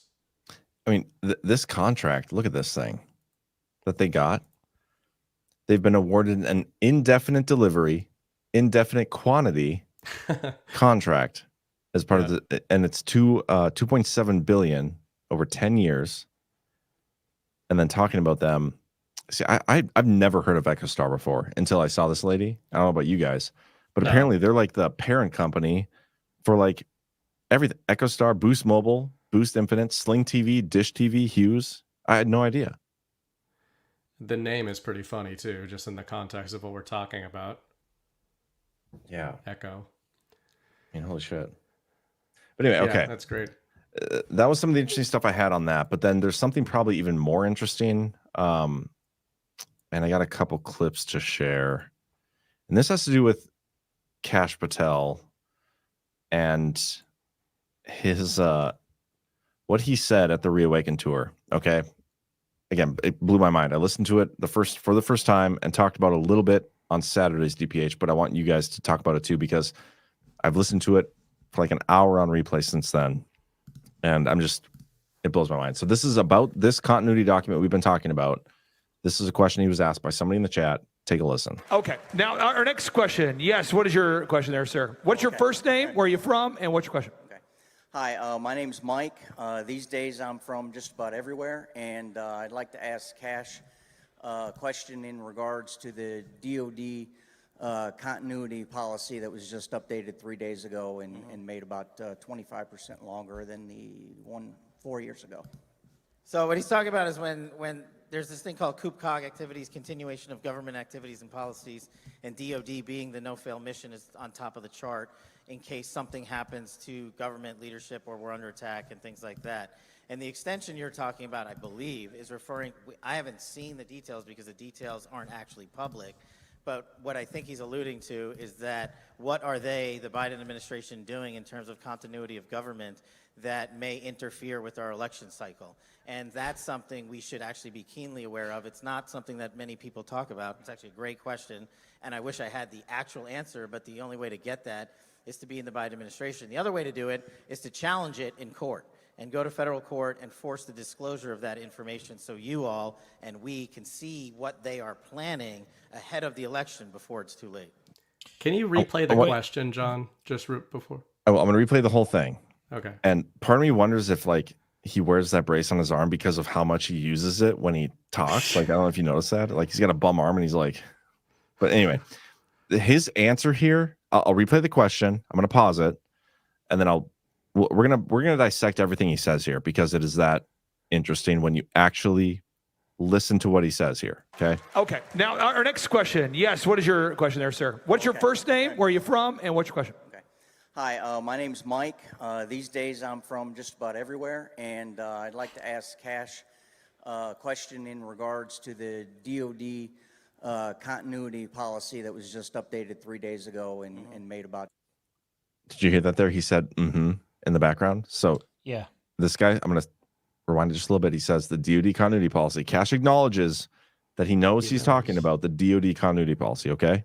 Yeah. Continuity policy that was just updated 3 days ago and made about 25% longer than the one 4 years ago. So what he's talking about is when there's this thing called COG activities, continuation of government activities and policies, and DOD being the no-fail mission is on top of the chart in case something happens to government leadership or we're under attack and things like that. So his first response is explaining what COG is, okay? He comes off presenting himself as very familiar with what COG is, and somebody with a little bit of a military background and working in Trump's administration. No surprise there, especially considering his potential role in the series. But this next initial response, he's about to say that that's actually something that's not public. Again, he says he's not familiar with this document, and that's probably genuine. I believe he's being genuine there, where he hasn't actually seen this update get put out. But his initial response to somebody asking about this continuity of government program is, that's not public. That's something that we don't have access to. And in my mind, that's like, okay, that's his experience with these things. Does that make sense? Like, that his experience with COG policy documents is, it's not public. People don't know about this stuff. Listen in. And the extension you're talking about, I believe, is referring, I haven't seen the details because the details aren't actually public, but what I think he's alluding to is that, like, the guy asked him a question about this public document, and he tells him, like, the details aren't actually public. Like, that's not how this works. Do you see where I'm going with that? Like, that is a very interesting data point, considering who it is. That's not how I took it the first time I heard it. I took it as, you can't read the specific plans involved, but there's been this public statement that you can read, but the actual details you can't read are not public. And that's very probably true. Like, we can't go out and see, like, the day-to-day details of what's going on. Yeah. But this guy's referring to a specific thing. My initial just broad takeaway from it was that I'm sure everybody kind of caught this in the chat. I saw people using the word deflected, which makes sense. We're not mad at Kash for deflecting, but he also kind of pulls a media here and adds a bunch of context to the question that wasn't there when he then talks about the Biden administration. Like, this guy's probably asking this question for exactly the reason that any of us would be asking this question.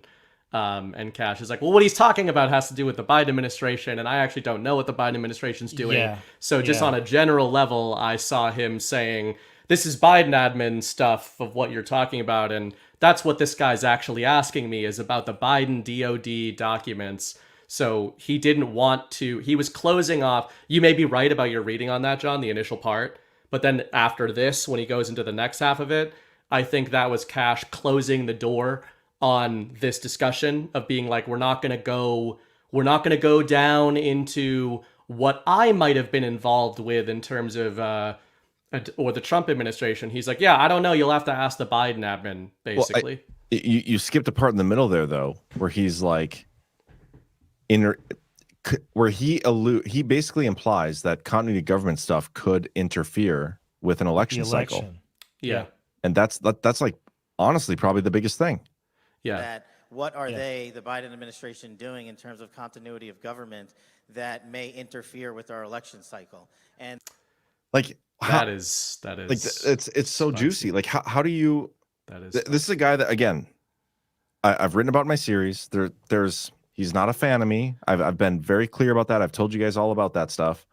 I'm a huge fan of Kash Patel. That's why I chose Patel Patriot. If you're listening, Kash, just a big fan. Don't be mad at me. But he knows. But think of the order of what he says here. First, he says that something we don't know about. Again, in my opinion, that's him saying that my familiarity with continuity of government stuff that an administration does is not stuff that's done publicly. And then he goes into continuity of government could somehow disrupt an election cycle. Like, why is that his first take? Instead of like, continuity of government is supposed to be used for nuclear attacks or like all these other things, pandemics. That's what we're told continuity of government is for. His initial reaction is how it can be used to interfere with an election cycle. And I think that's notable. Yeah. Do you have something, Kyle? Because I almost want to hear it again before I make any more comments. Uh-oh. That's kind of where I'm at. Okay. What I got from that part there, John, because that is juicy, and I wasn't really focusing on it the first time. I was focusing on the deflection. what it makes me think about, I don't know if this is the direction you're going in, but we've wondered aloud quite a bit on this show. Is anything like what is in your series ever going to be publicly disclosed in any sort of way? Is the public going to be told, if not exactly what went down, are they going to be told about continuity of government, devolution operations? We've also talked about, from a disclosure perspective, the Biden administration not relinquishing control. Again, like, I don't think we think that they're literally going to be able to maintain control, but that could be the story that's going to play out here. Was the updating of that public document, is it going to be framed or used in the story?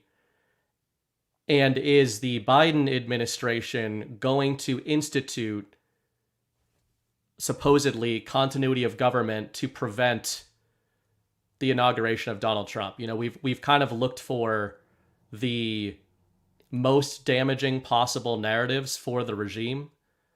And if they tried to use something like Devo to stop Trump from taking office, using a predicate of foreign interference in an election, which is probably what they would claim, and we've seen that they've put that seeding out there with China in particular and Russia, are patriots also going to let them do that as a bit of seeding to lead people, you know, to educate the public more about COG in general? Yeah, I don't know. Is that what you think is going on there? I don't know. I just think I don't think he was expecting that question. I mean, I got to imagine if I can't remember his username. I think it's like Mo something. He's in the chat. Like, I don't believe he like met with Kash before, like, hey, see this question. No. So that was, in my opinion, his off the cuff, like, this is my explanation of continuity of government. I don't think we're ever going to get public acknowledgement. I don't think the establishment is going to attack Trump over something like this either, because that would be them acknowledging that they stole the election in 2020. Like, because in order for them to draw attention to Trump implementing devolution, they would have to draw attention to the reason for it. And then them doing that would be like, well, what did you mean? I meant is the Biden administration, they've been seeding all of these ideas about the 2024 election, right? So we've acknowledged that one potential path for the deep state is to try to steal the election. Okay, we've talked about that a million times. Let's just say in this hypothetical scenario, they are not able to do that. It doesn't work, right? At the very least, we know that the media and the Biden regime are nervous that they can't do it again because they're talking about prepping for Trump 2.0. So they're worried that they can't stop him from taking office. We've talked about on this show, especially you, John, they can't allow, they are in a position where they believe they cannot allow Donald Trump to take that office, right? Yep. What I think Kash might have been doing there was taking that live grenade and pivoting it toward them and giving us a hint of, is the Biden regime going to come out and say, if Trump wins, he stole this election from us, and we are going to institute a continuity of government operation to prevent Donald Trump from taking office. And Kash is saying that the regime is going to try to use this and say Donald Trump is backed by China and Russia. We've talked about on this show and on Defected, the media's been seeding out sporadically these ideas of the Chinese being involved in U.S. elections infrastructure, right? And we go, oh, is this ghost in the machine? Why would the regime want us thinking about this? Because they clearly plan to deploy foreign interference as a storyline. Why would the regime deploy foreign interference? Because they expect to lose. So are they going to reverse this and say Donald Trump stole the election, just like they said that in 2016? And Kash is telling us here that they're going to use this to try to keep power. They're going to say this is an illegitimate election, and they're going to try to hide behind these processes and use what the Patriots did against them. Basically, I see what you're saying, but like, I see what you're saying. But if this answer would have been coming from somebody other than Kash, like maybe somebody from the left or something, then yeah, then they're thinking that. But this was Kash Patel's response, and this was his initial reaction, and it's all the things coupled together. It's his first thing being private, the second thing being interfering with election, and his final thing is like, yeah, we should all be keenly aware of continuity of government and how it could interfere with the election cycle and what the Biden administration may be doing. Everything after the first two parts to me is like it's like him closing it out, right? Closing the door on it, like kind of like you said earlier. It's the stuff that he initially reacted to with it that I think that's where the meat on the bone is, and that's the part that it's. And I don't think he intentionally gave this away, but like, it's the fact that it should be done in secret, right? He acknowledged that continuity of government is stuff that people don't know about. This is not like that's in the peds, man. Yeah. And then the interfering with the election cycle. Nowhere ever in my research with continuity of government have I ever seen an official public acknowledgement that you could use continuity of government in response to a stolen election. I've never seen that anywhere except in my research and like other people that have like whatever. It's not in any official publication anywhere. And that for Kash Patel to have said that is one of the most interesting things I've probably ever seen from Kash Patel in terms of like both, relating to those devolution. Things aren't mutually exclusive, I don't think. They're not. Be right about him. He disclosed that he connected it to the elections, and then he pivoted into the story about Biden. I'm not saying that the Biden admin's literally going to use devolution because I don't think they can, right? Like if you're right about devolution, but he could be seeding, like they could try to use a narrative about this to maintain power, and that was just a distract, a way for him to. I agree that he was closing out the topic, probably trying to get off, but he was definitely dropping some seeds at the beginning there. He didn't have to say that stuff. For sure. I know you want to listen to this one more time, Kyle, and while you're doing it, I'm going to go pee. So listen to it, and then I'm looking forward to your response here. Okay. Now, our next question. Yes, what is your question there, sir? What's your first name? Where are you from? And what's your question? Okay. Hi, my name's Mike. These days I'm from just about everywhere, and I'd like to ask Kash a question in regards to the DOD continuity policy that was just updated 3 days ago and made about 25% longer than the one 4 years ago. So what he's talking about is when there's this thing called COG activities, continuation of government activities and policies, and DOD being the no-fail mission is on top of the chart in case something happens to government leadership or we're under attack and things like that. And the extension you're talking about, I believe, is referring, I haven't seen the details because the details aren't actually public, but what I think he's alluding to is that what are they, the Biden administration, doing in terms of continuity of government that may interfere with our election cycle? And that's something we should actually be keenly aware of. It's not something that many people talk about. It's actually a great question, and I wish I had the actual answer, but the only way to get that is to be in the Biden administration. The other way to do it is to challenge it in court and go to federal court and force the disclosure of that information so you all and we can see what they are planning ahead of the election before it's too late. Okay. One, the guy didn't ask a question. He said, I wanted to ask Kash a question about this. I know he never got to ask his question. I have no idea what his question was because, and I don't know, this could have been on purpose. They took the mic away before he asked the actual question, because one of the things that I wanted to say is I'm surprised that question got through. And I don't know if they're screening questions at these events. It's not uncommon when you have a public speaking event and you do a Q&A that you screen questions. It's probably a very smart thing to do because you just never know what you're going to get. And I think that if they did screen questions, anybody mentioning devolution would not be allowed to ask a question. There has been a question at one of these before about devolution. I know there has before. I know there has before. I wonder if I can find that. So I'm just wondering if after that one, they were like, hey, if anybody brings up anything around this topic, try to eject. Yeah. And so I just kind of wonder if he wasn't actually allowed to ask his question, or if the person holding the mic misunderstood that they didn't understand what he was talking about and thought he had asked the question and thought the question was, hey, have you heard about this?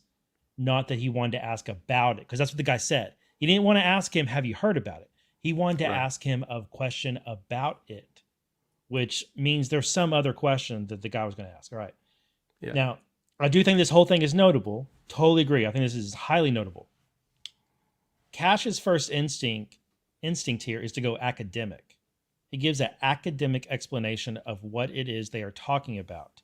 And he gives it from memory because he has it memorized. He just gave a definition. Just rattled it off like he was answering an essay question. And then he says he hasn't seen the details because they aren't public. And then he steers everything towards the Biden administration after that. And everything is about what are we going to do about the Biden administration? I think that is a swerve. I think Kash Patel swerved to avoid any further topic on continuity of government because he doesn't want to go there. And I think he swerved it towards the election and the Biden admin as a straw man and a lure to get the audience and the listener's mind, not on COG, but on what is the Biden admin going to do related to the election that is very scary and I need to be worried about. So I think he took that moment, gave an academic answer to say what that guy was talking about, and then steered it towards Biden admin doing scary thing election 2024. And I think that's all he did. I think that was him just trying to diffuse and evade having to confront the topic of continuity of government in any sort of meaningful way. Even though for us on the out, because of what we're concerned about and think is going on, it's still highly notable and highly interesting to us. Sorry, Kash. We still are interested in this.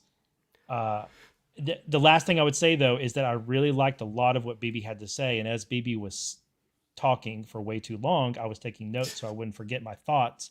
Way too long. Here is the exact thought I wrote down. COG going from covert to overt seems more appealing of a possibility than it has in a long time.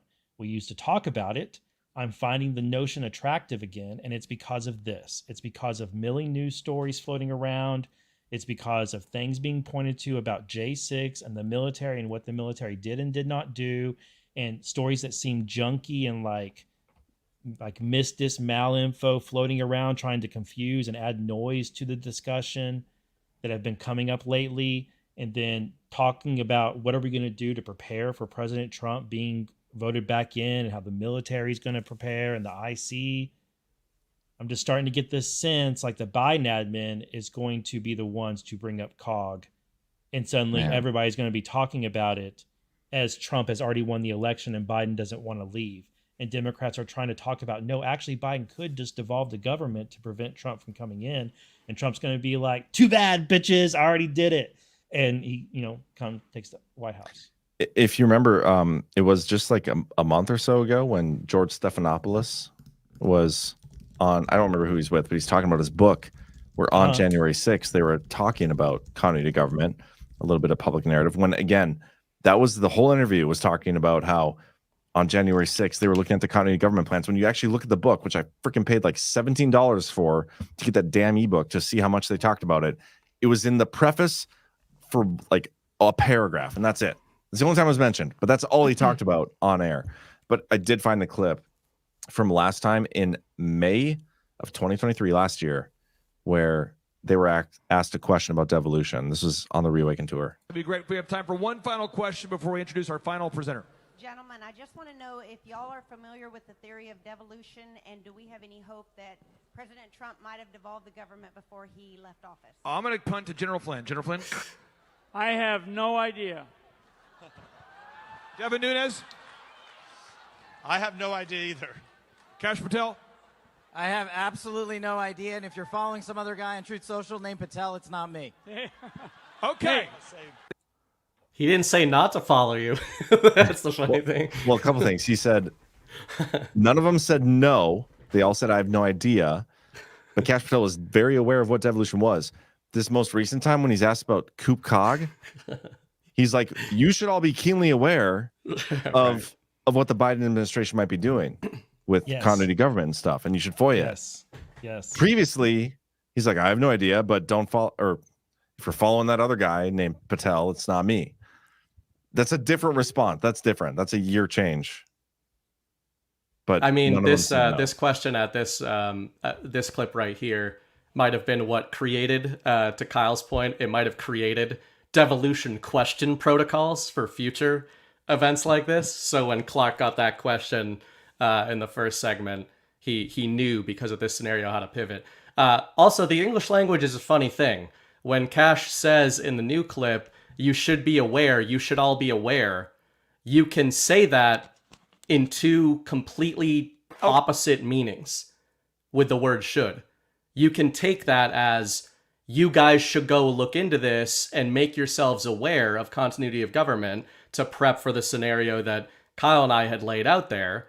Or you should be aware, you guys, you who asked this question and you who are here should already be aware of this. So I'm not going to go into details about it because obviously I'm not going to go into details about it. And I think that before he gets to the Biden stuff in the current clip, I think that it's him also kind of closing a door and giving a response that we've all talked about publicly and privately when we've wondered about asking these guys some of these things, even if you ran into them privately like you have before, John. Kash is kind of saying there, I think, this stuff is private. You know, like, that's him also just saying to anybody with the ears to hear it, we are never going to talk about this. Nobody involved in this is ever going to talk about it because literally we're never going to talk about it because we can't talk about it. So I agree with you, Kyle, when you said he kind of gives like an essay response, an academic response, but he's also telling you in that academic response, if you have found some shit and you think some shit's going on, we are never going to talk about it because that's inherent in what this operation is. If this operation was ever implemented, we would never, operators never disclose, right? Going all the way back to the Q drops. In the drops. He could literally be telling us too, like, if you guys want your confirmation, you're gonna have to FOIA it yourself, motherfuckers. The court thing, that's a great point. He says in the context of the Biden admin, but that was kind of interesting that he's like, if you want to know something about COG. That's what I'm saying. Like, FOIA yourself. But let me play this one more time, quick. This is the end of this. Something that many people talk about. It's actually a great question, and I wish I had the actual answer. But the only way to get that is to be in the Biden administration. The other way to do it is to challenge it in court and go to federal court and force the disclosure of that information, so you all and we can see what they are planning. So he's literally saying, like, unless you're part of the operation, you're never going to be disclosed what's in that operation unless you go FOIA it. Then you might find out.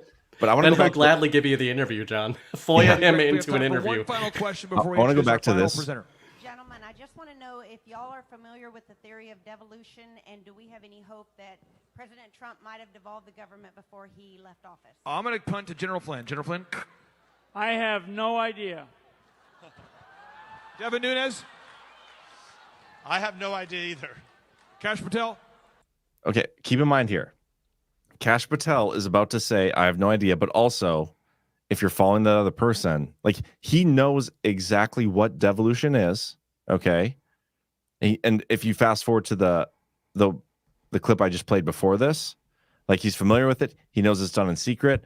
You have to FOIA it, all these things, and it could interfere with an election cycle. Like, he knows all these different things.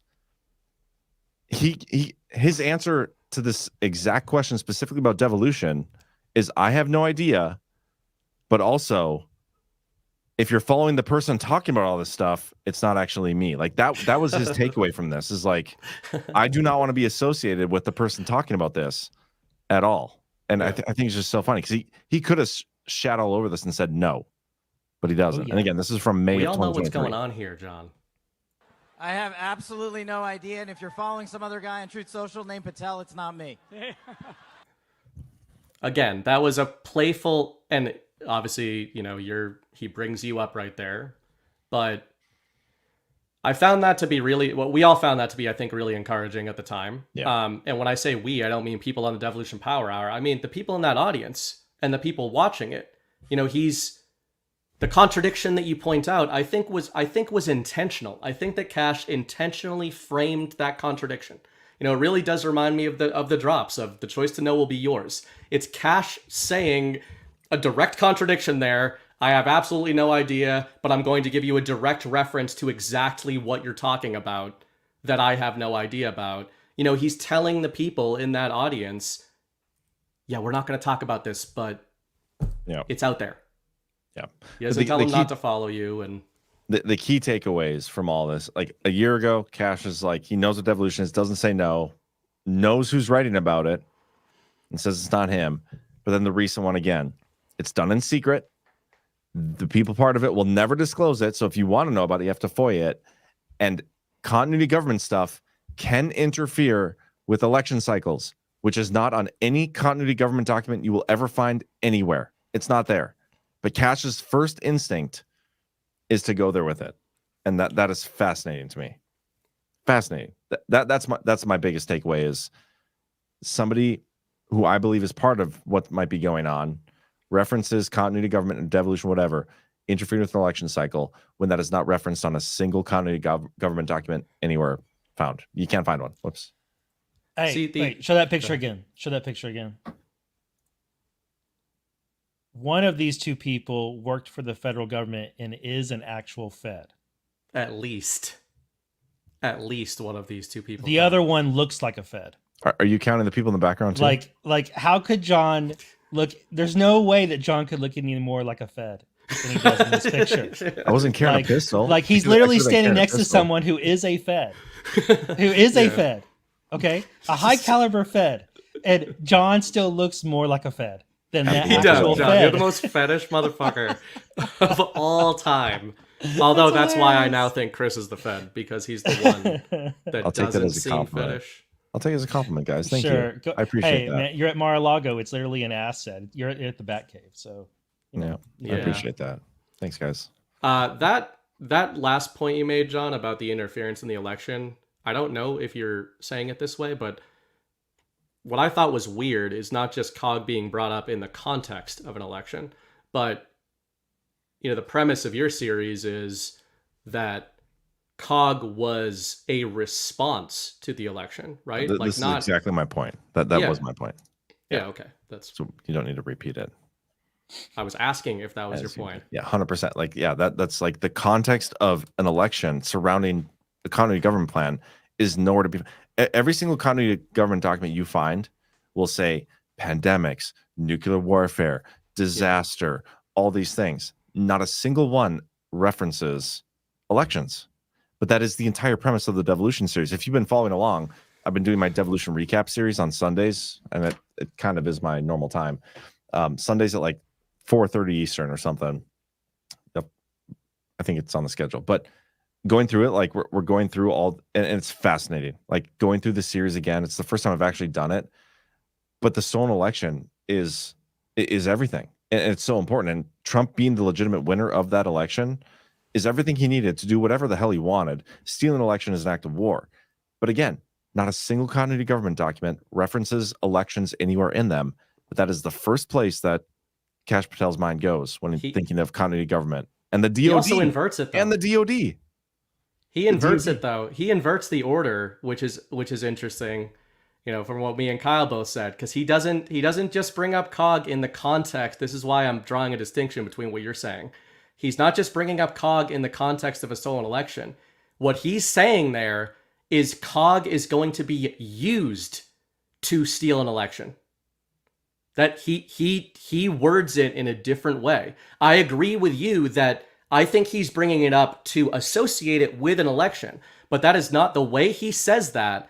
Is that COG will be used? Didn't you say interfere? That's not what he said. To interfere. That is what he said. Ahead of the election before it's too late. To be keenly aware of. It's not something that many people, in terms of continuity of government, that may interfere with our election cycle. Interfere with our election cycle, which is exactly what I said. Like, you're not making a different point than what I've made already like 10 times. That's exactly what I said. I am, but I'll leave it to chat, just like last week. What do you mean? Like, how is your point different than what I already said? I'm saying that Kash is saying, he's implying in that statement that COG by the Biden administration would be used to interfere with the election, where the key of your Devolution series is that COG was a response after interference in an election, right? Like after the timeline, literally a complete inversion, a mirror of what you're saying. And I think Kash is doing that on purpose. Well, that's exactly what I said. Like Kash's initial response is COG can be used to interfere in the election cycle. Like that's the point. That's the whole point. Like when that's never been mentioned before, and that my entire point. Okay, let's move on. Well, if you're making a different point, like maybe I'm not. I just don't get it. Maybe we're just wording it in a different way. Okay. Well, no, do you want to talk Bitcoin? That Trump found out what Bitcoin was today. He didn't know before today. He never knew about Bitcoin before today. Yeah. I think this is the last topic I had written down. What time is it? You had the whole Canada. Oh wait, did we talk about the Canada thing? No, we didn't. Shit. That was like the main thing we were talking about before the show. Oh man. Gosh. I mean, maybe we can. We could probably do that next week because I doubt we're gonna have any more like COG reveals by then. Yeah. Because that's a juicy one. The key. Let me see if I can pull up. There was one aspect of Trump with the Bitcoin thing. So for anybody who doesn't know, Trump met publicly with Bitcoin mining companies. I knew one of those companies in particular, CleanSpark. Like there's somebody I've been looking into, just their stock and everything. So these are big American-based Bitcoin mining companies. Trump met with them. Obviously, recently he's been kind of marching the goalposts in terms of Bitcoin. I follow a lot of Bitcoin people these days because obviously a lot of us have been interested in this. But I find it interesting because, a lot of them are on YouTube. I'd call them normies in terms of they're not like InfoWar guys, right? They're not G Money and Pip, who are InfoWar guys and Bitcoin maxis. These are just Bitcoin maxis who are kind of normies in all other respects. And the Trump pivot on Bitcoin narratively, I think it's even bigger than we think it is in terms of the populace, because I thought that a lot of these maxis on YouTube and everything, this whole community was going to just see it as pandering and be like, well, I guess Biden's better. Trump is better than the other guy, but we don't really trust him either. Their response has been overwhelmingly positive about it. And I think Trump meeting with these Bitcoin mining companies is a really great signal in a couple of ways. If you're just a Bitcoin person and a Bitcoin maxi, it looks like Donald Trump is taking this Bitcoin thing seriously. It looks like he's not just being like, yeah, my guys told me about Bitcoin, sure. I'm not going to go after your Bitcoin like Biden and Elizabeth Warren. Now he's meeting with Bitcoin miners. That's showing Bitcoin maxis that he is trying to put pieces in place to cater to this market in this community when he takes office, right? The secondary thing that I think he's signaling more there is he specifically used the term energy in relation to meeting with these Bitcoin miners. He says, we have to stop a central bank digital currency at all costs. And he wants all Bitcoin to be produced in the US, which is kind of a silly thing to say. But to a normie audience unused to Bitcoin terminology, it makes some sense that he's saying he wants to charge up mining here. But he puts energy in all caps in his statement and says, this is about stopping a central bank digital currency. This is about protecting the United States, and it's about energy.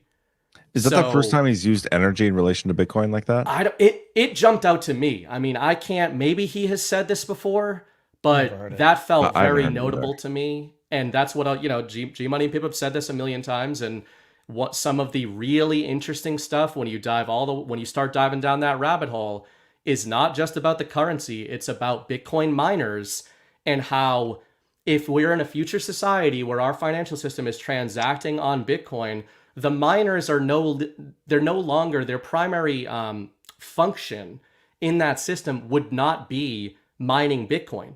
It's processing Bitcoin transactions, generating extraordinary amounts of energy doing so, and then sharing that energy with the grid. So he's talking about U.S. energy production, in my opinion, through the lens of Bitcoin mining, which is what people like G, have been saying for quite a while. Well, I think the point too that I'm honestly surprised you didn't even bring this up. The fact that all the stuff we've talked about with Trump and like the switch theory and the semiconductors, being like brought here domestically and all the things he's doing, then today he comes out, or maybe it wasn't today, whatever, recently with the Bitcoin stuff, is like he wants all the mining to be done in the United States. Like he wants to mine every last Bitcoin in the United States, or I think that was the quote that I saw. I don't know if it was even genuine. He said he wants all Bitcoin to be made in the, like, it was kind of funny the way he said it, but yeah, he wants Bitcoin mining to be predominantly in the United States. Yeah, and the semiconductor industry is like it's integral to that. Yep. And so those two things go hand in hand, and now we have the confirmation of it. What just happened? I'm still here. Am I the only one on screen? Can you hear me? Yeah, I'm here. How do I go back to? Nope. Oh no. Oh, there we go. Heck? Okay. I don't know what happened, but just giving the chat what they wanted. Sorry. Yeah, no, I totally agree. And this is one point that I want to make against some Bitcoin maxis who can be fucking retards in other ways, that they think Anons are being idiots who don't become Bitcoin. If you think that Donald Trump is just learning about Bitcoin, your point about semiconductors, John, that's the key. Who is the one who put together the CHIPS Act? Donald Trump. Like, why did he do it? Because of the Bitcoin mining that he already knew was coming in the future. This is all narrative. That Donald Trump's pivot on Bitcoin is entirely narrative. He already knew this was going to happen. Big one too. Transact in Bitcoin. Where is we see some of that, but I think that's going to be coming up. That was the guy he met with, though. This is who is it? Trying to find that statement. Yeah, it's not even. I mean, Trump met with miners. Like, it wasn't just like Bitcoin maxis. He met with people mining it. Oh, that's what stands out most to me. And I haven't finished the software book, but I know you guys are talking about energy, and I don't quite understand how the energy is transferred, but I do understand the concept that Lowry's talking about with Bitcoin technology functioning as a defensive mechanism and a security mechanism. So it seems to me that if you were going to set up a system where you used Bitcoin tech as a security feature, you would want to meet with miners, because miners are literally the weapons that attack the armor that Bitcoin is or has. So it's not the same as meeting with a miner like an industry. I know we think of it as an industry that's like extracting resources. But if we think of Bitcoin as a technology that's going to be applied as a technology across a bunch of systems, especially military systems, then the miners become part of military industry, not resource industry and finance industry. Does that make sense? He literally says here, Bitcoin mining may be our last line of defense against a CBDC. Yeah. And then we want all the remaining Bitcoin to be made in the USA. And then he says energy dominant. So that's the big thing. And I was trying to confirm that this is legit and that we didn't get rug pulled. This is on CoinDesk. It's on Bitcoin Magazine. I was looking for it on his actual timeline on True Social. See, I think that's like the equivalent of Trump announcing a digital Iron Dome type thing. Well, I hope it's better than the real Iron Dome that Israel has, because the flying go-kart thing. Does he have this? I was just looking for that eye roll, Kyle. I'm sorry. This is the dumbest fucking shit. I'm so tired of hearing about it. It's not don't bring it up. You brought it up. I didn't bring it up. You said Iron Dome. Yeah, I did. But I meant that. I'm not tired of that. I'm not tired of hearing about the Iron Dome. I'm tired of the go-kart thing. What about? Okay, maybe we should go here. Because it's false. Maybe we should go here. Okay. Yeah. Anyway, you should come on the point, Saturday Kyle, Power, about though. energy and defense and Bitcoin miners using nothing defense. intelligent or interesting happens there. Oh, come on. Don't be a dick, dude. Don't. Let's just don't. Okay, let's go on, Brain Bright. Anyway, yeah, like you said, it's keywords there. Sometimes people think we're parsing too much into what Trump is saying, but it's like the fact that, when Kyle brings up soft war, it usually takes people a while or a couple of conversations with somebody like G Money, who's all the way down the rabbit hole, to be using Bitcoin in sentences alongside defense and energy, right? Most people, including a lot of Bitcoin maximalists, purely talk about Bitcoin in terms of value and money. So the fact that Trump is early into his Bitcoin journey, but he's publicly signaling energy and defense around Bitcoin, it's like, if you're a normie and you're trying to engage with that, that statement is confusing to you. So I think that is one of those, I think that is one of those comms that Trump is sending out, not to us, but to the real Bitcoin maximalist, the Michael Saylor contingent, the Jason Lowry contingent. He's telling those people, I think, I hear you.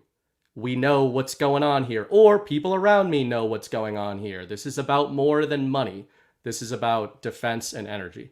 Well, it's interesting. His progression into Bitcoin is like, okay, I don't think I like Bitcoin. And then it's like, well, it's got its uses, whatever. We'll see. We'll still accept it, all these things. And then it's like, we want to be the mining capital of the world. Like, right. He skipped a million steps in like 3 weeks.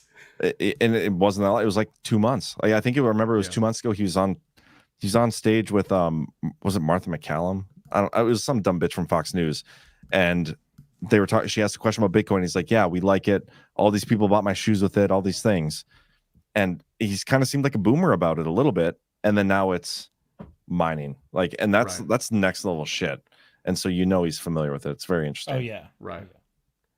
Yeah, and you can. I like pulling some of these statements apart, in more ways. And obviously he brings up central bank digital currency there, like a literal deployment. But, you can just kind of look at, remember the, who was it? The Tim Pool, the Tim Pool sit down with Trump a couple of weeks ago. I didn't even watch And he had that, but we had talked about that. Tim Pool asked him about central bank digital currencies. He said, "You're going to stop central bank digital currencies, right?" And he said, "Yeah, we're going to stop." He said, "No more central banks." So, and it looked like this slip of, oh, he's talking about central bank digital currencies, but he didn't say digital currencies. He said, "We're going to stop central banks." Well, this statement, he does bring up central bank digital currencies, but you can also look at that as he's putting the word defense directly preceding central bank, right? So it's like he's also signaling in more ways than one of coming into office and saying the central banks who would be issuing these currencies are something we need to defend against. In other words, they're the enemy. And that's super obvious to InfoWar people. But what's the last president we had that directly talked about the central banks as being an enemy of the American people? I would say it was JFK, at least who was the most direct about it. I would agree with that. Before that, maybe Andrew Jackson, who Trump also put on the Oval Office wall, right? Yeah. One of those last 3 pictures that Dan Scavino tweeted out on December 19th of 2020, I think it was. It was him, Chamberlain, and Lincoln, I believe. Interesting. Yep. You guys ready to go through the rants? Sure. It's got anything else? I don't think so. We're just going to forget about Canada, right? Yeah, I think we got it. They don't matter. They even admit in the report that they don't matter. So. Oh no, I'm going to just show that one thing. This is a teaser. Oh man, I don't even remember where I put this. Okay, I think it was number 39. Hold on. Okay, so preface this, BB, with what this is, maybe, while I pull this up. John actually went through the source documents like a nerd. I didn't do that, but a lot of you guys probably saw Politico put a piece out that there's been this breaking news in Canada over the last week that a sort of the equivalent of a security committee, intelligence committee in their government put together a report alleging that several current and former members of Canadian Parliament and government are funded or have been funded by foreign entities, and that they consider that a problem. You had Justin Trudeau, the current prime minister, separating himself from this and saying that nothing else needs to come out here. And Pierre Poilievre, I don't know if I'm saying that right, but a guy who you guys might have seen come across your feeds, even though it's Canada, because he's kind of being forwarded as the Canadian Trump. I've had a little side eye on him, but he did respond to this and say he wants all the names named here. So yeah, they mentioned foreign interference and all that kind of stuff. Yeah, the interesting thing to me about this, and we'll probably go into more detail next week, but this was an investigation into corruption and all sorts of malfeasance related to government officials. It was Canada, but when I was reading through this, I was like, yeah, this happens in America. This happens all over the world. Like, this is stuff that is happening everywhere, but it's just being detailed in this investigation report coming out of Canada. But yeah, there's this one paragraph where they're basically like, Canada isn't important and maybe not even a real place. Devastating. Let me read it. The actual report, not just the reporting about the report.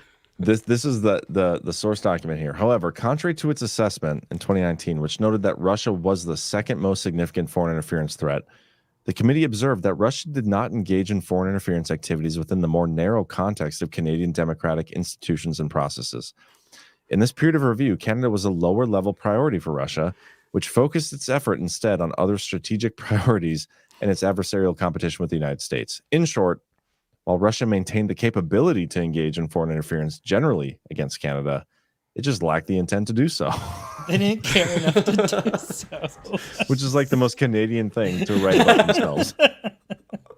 Yeah, Kyle pointed that out too before the show. It's like, it's devastating. I mean, I married one of these savages, and but they honest Canadians will admit, they will freely, first of all, if you're Canadian, it isn't your fault. Okay? You were born this way. But second of all, most honest Canadians fully admit that they envy the United States, and that's kind of why they give us a lot of digs and shots, because they all want to be American, and they recognize it on the world stage. This is how governments like Russia look at them. You know what? You're spot on, man. Like, Canadians born in Canada, they can't help that, but you chose to marry into Canadianism. Yeah. You could have helped that. Yeah, but in my defense, there's no defense. If you grow up, if there's any Boston savages in the chat, you grow up in the Boston area and you're around like South Shore Boston girls a lot, you're gonna look elsewhere.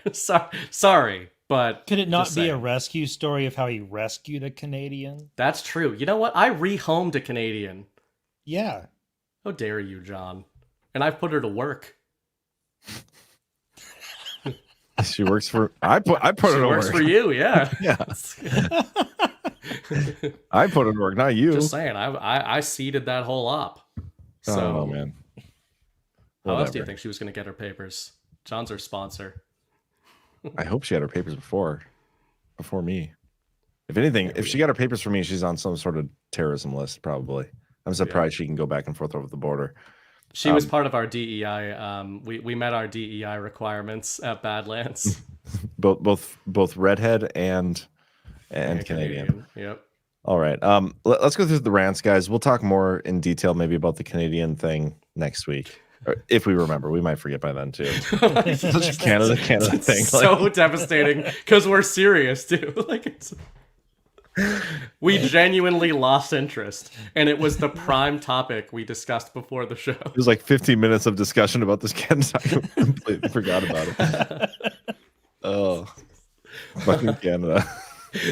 I basically live there too. I'm not going to deny. I know. You're barely better. I'm barely, but I am still. But whatever. Yep. PJW says Happy Ghost in the Machine Day. It is Ghost in the Machine Day. It's June 12th every year. Another thing that's also June 12th every year is Russia Day, which is nice. Oh yeah, they do the Dubai lit up their whole tower thingy.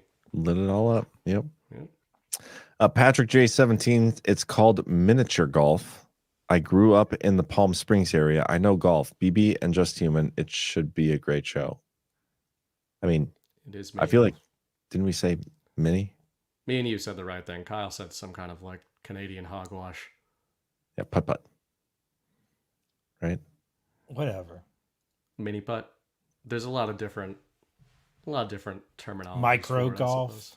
I like that one. That's my favorite.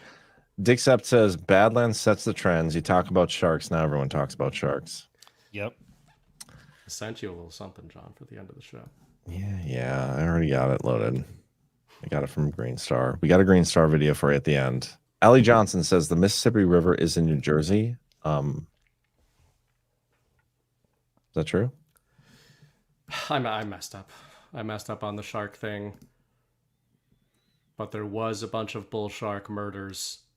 Bull sharks doing the murdering, I should say. Not being murdered themselves. That was in a river. Okay, but it wasn't the Mississippi River? It was in the Mississippi River, but it was not connected to the New Jersey bull shark murders, which were separate. I feel like you're spreading shark attack propaganda now. There's so much shark attacks, There's many really shark not. attacks going on that There's it's so few. easily to confuse them. There was 3 on Monday, though, or whatever. But anyway, D Patriot 1776, DPH rocks, Northeast Guard, please. I don't know how Northeast Myrtle Beach is, but it's east. It's southeast. I mean, it's South Maybe Carolina. It's east. It's next to Georgia. We didn't accomplish half of your request. It's north of Georgia, yeah.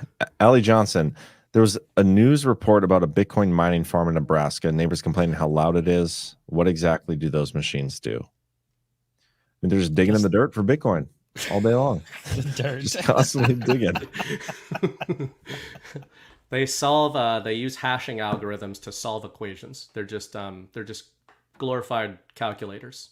Really, It's probably the generators, or something for the power for those computers. Maybe the fans. I don't know. Yeah, that's probably what's going on. A lot of computing power being used. The real Mega Mama says, I would love the NRA to step up and advocate for Hunter for his appeal. What a narrative would be for 2A. That'd be cool. Agreed. I dig that. Love it. Steve Tans, no offense, but the Wednesday show is much better than the other Devolution Power outage with Burning Barely and Subhuman. Much more thought-provoking. How dare you? Could be. Tans. I feel like Thank you, this is a dig on everybody. Yeah, he insulted us. He was like, you guys are better than the other. This show's better with thing Burning you Barely said. and Subhuman. I don't know. And I don't really think of myself having like an A and B team. I just think myself having 2 C teams, really, when it comes to the DPHs. So, damn. I'm just kidding. I've been saving that joke for like a year and a half. Hope it was worth it. It was. I got a damn out of just human. That's all I wanted. Wedge Gravy. Hunter went on a bender after he turned his family over to the Trump admin. Acquiring the laptop from the repair shop was a cover story. We'll never know. Maybe Unless Kash Ja tells us. 34. I see Ja. I'm pretty sure he was the youngest attendee, Ja 34, to Irvine. Probably the youngest attendee we've had at any of our guards, like other than like attendees' kids. Oh yeah, I remember we met. Yeah, young guy. Cool dude. John, did you see what Trump said about the military and elections at his rally? I feel like I saw a clip. Yeah, I'm pretty sure I got tagged in a few clips of this. Let's see if I can find it. I didn't see this. Yeah, Bernie, are you following the rants? Yeah, I got him. Yeah, keep going. I'll find it. 1027JS sent $15 over and said, thanks, guys. Thank you, Joe. Capra Jean, $50. Great show, gentlemen. I enjoy the intellectual questioning between Kyle and BB and not a hick from Boston. John adds a nice contribution to the conversation. Thank you for a great way to relax. Man, I'm glad you can relax because we're just all tense all the time. Okay, I think it was this clip. Because it happened to be a Patrick Gunnels read or ad on the screen. Patrick sponsoring RSBN, but not Power Hour. I Right. see Patrick. That I said this, and they put it out, and it's been going around for 3 years. And it's just like Russia, Ukraine. 51 intelligence agents, that phony story, remember? The laptop is from Russia, they said. And they should be prosecuted for what they did. Okay, they should be prosecuted. Let's see what happens. But can you imagine? And now they took an ad using it. They know it's phony. They know it's false. And now they took an ad using it. These are sick people. And I hope the military revolts at the voting booth and just says, we're not going to take it. They can say anything. They're a party of misinformation, disinformation, cheating on elections, open borders, high interest rates, and high taxes. Yeah. The thing is, I saw this clip. My immediate reaction was, what's the full context in which he was saying this? Was he talking about military voting before this? And then he goes back to it. Like, was all the stuff in between the aside? Was the military part the aside? It's hard to know without watching the full thing, and I haven't seen the full clip yet. But just this clip, again, potentially out of context, is pretty damn interesting. Him referring to the military in terms of revolting at the ballot box. But yeah, I totally agree. I'd like to hear the whole context of it. Yeah. Yeah. Might be one of those Very plausible deniability ones either way when he puts those terms together. Yep. But thanks for the rant, Ja. Appreciate it. Did you read the next one? Oh yeah, 1027 and Copperjean. So Jamie Saylor. What if the O'Biden regime changed the COG doc? They definitely I don't know. I mean, it's just so much more fleshed out. It's more robust. I don't know. It just doesn't seem like it's something they would have. If they weren't part of it, they couldn't change it. Yeah, exactly. Well, that's also, though, an interesting way to look at what Kash was saying, because obviously his narrative is that this is the Biden administration that has changed this document. But if you actually take that Biden section he was talking about and then reverse engineer it with this viewpoint on the first part of what he said, which is that the real documents are not disclosed. Oh, yeah. He's also potentially saying the Biden administration can do whatever the fuck they want with COG documents. It doesn't matter because actual COG is not these publicly available documents. That could be it, or it could be that the Biden administration is actually in on the COG and is, it's all just a show or a movie. Although I don't really believe that, but I'm just saying. It's everything all at once. If they can change actual COG documents, then they're part of COG. If COG is going on right now, and they can change the document, then they're part of the COG that's going on right now. Well, So you kind of have to entertain this idea. You kind of have to entertain this idea that they're part of it. I think. Right? I mean, I agree with the movie theory. My point about the documentation itself is that we could be looking at something. Just devil's advocate, we could be looking at something similar to the Biden executive action on the border, right? Like it's here's a document that the media is putting forth as an executive order, but as John pointed out, it's not actually an executive order. So is Kash saying that this is not actually a DOD document? This hasn't been asked about at a DOD press conference, right? A Pentagon press conference. We need Josh Kirby, or John Kirby, whatever. Put a Groucho ask about mask this, and watch him have no idea about it, and that would tell a story, because that would tell us they actually don't have anything to do with it. And it got put out by the real and COG then team. Ask Kash why they don't know about it at the next. Kash, I asked the Biden admin. You said to ask them. Boy, it would be great if some reporter heard Kash's comments there and then went and asked the Biden admin. Said, Kash Patel, who worked in the former Trump admin, is accusing you guys of interfering in the election using DOD COG. That would be amazing.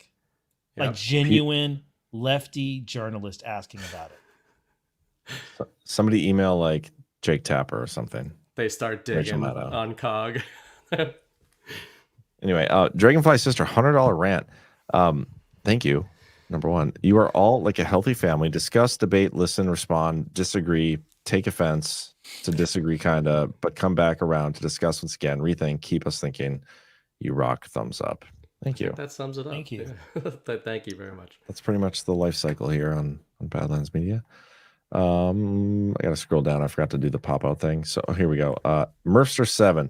I'm with Ash. An updated DOD doc could be confirmation of action in the Law of War Manual section 11.3 is COG, Devolution, which is very interesting. The 11.3 is not COG in the Law of War Manual. 11.3 isn't that military occupation? Yes, I think it's so. Not COG. Could be a marker for go time, but yeah. Thank you for the rant, Mercer. Scroll down to the next one here. 1 second. This is the first time in a year that I forgot to do the rant thing. Fred Awakening. I'm convinced that Caitlin Clark is a dude.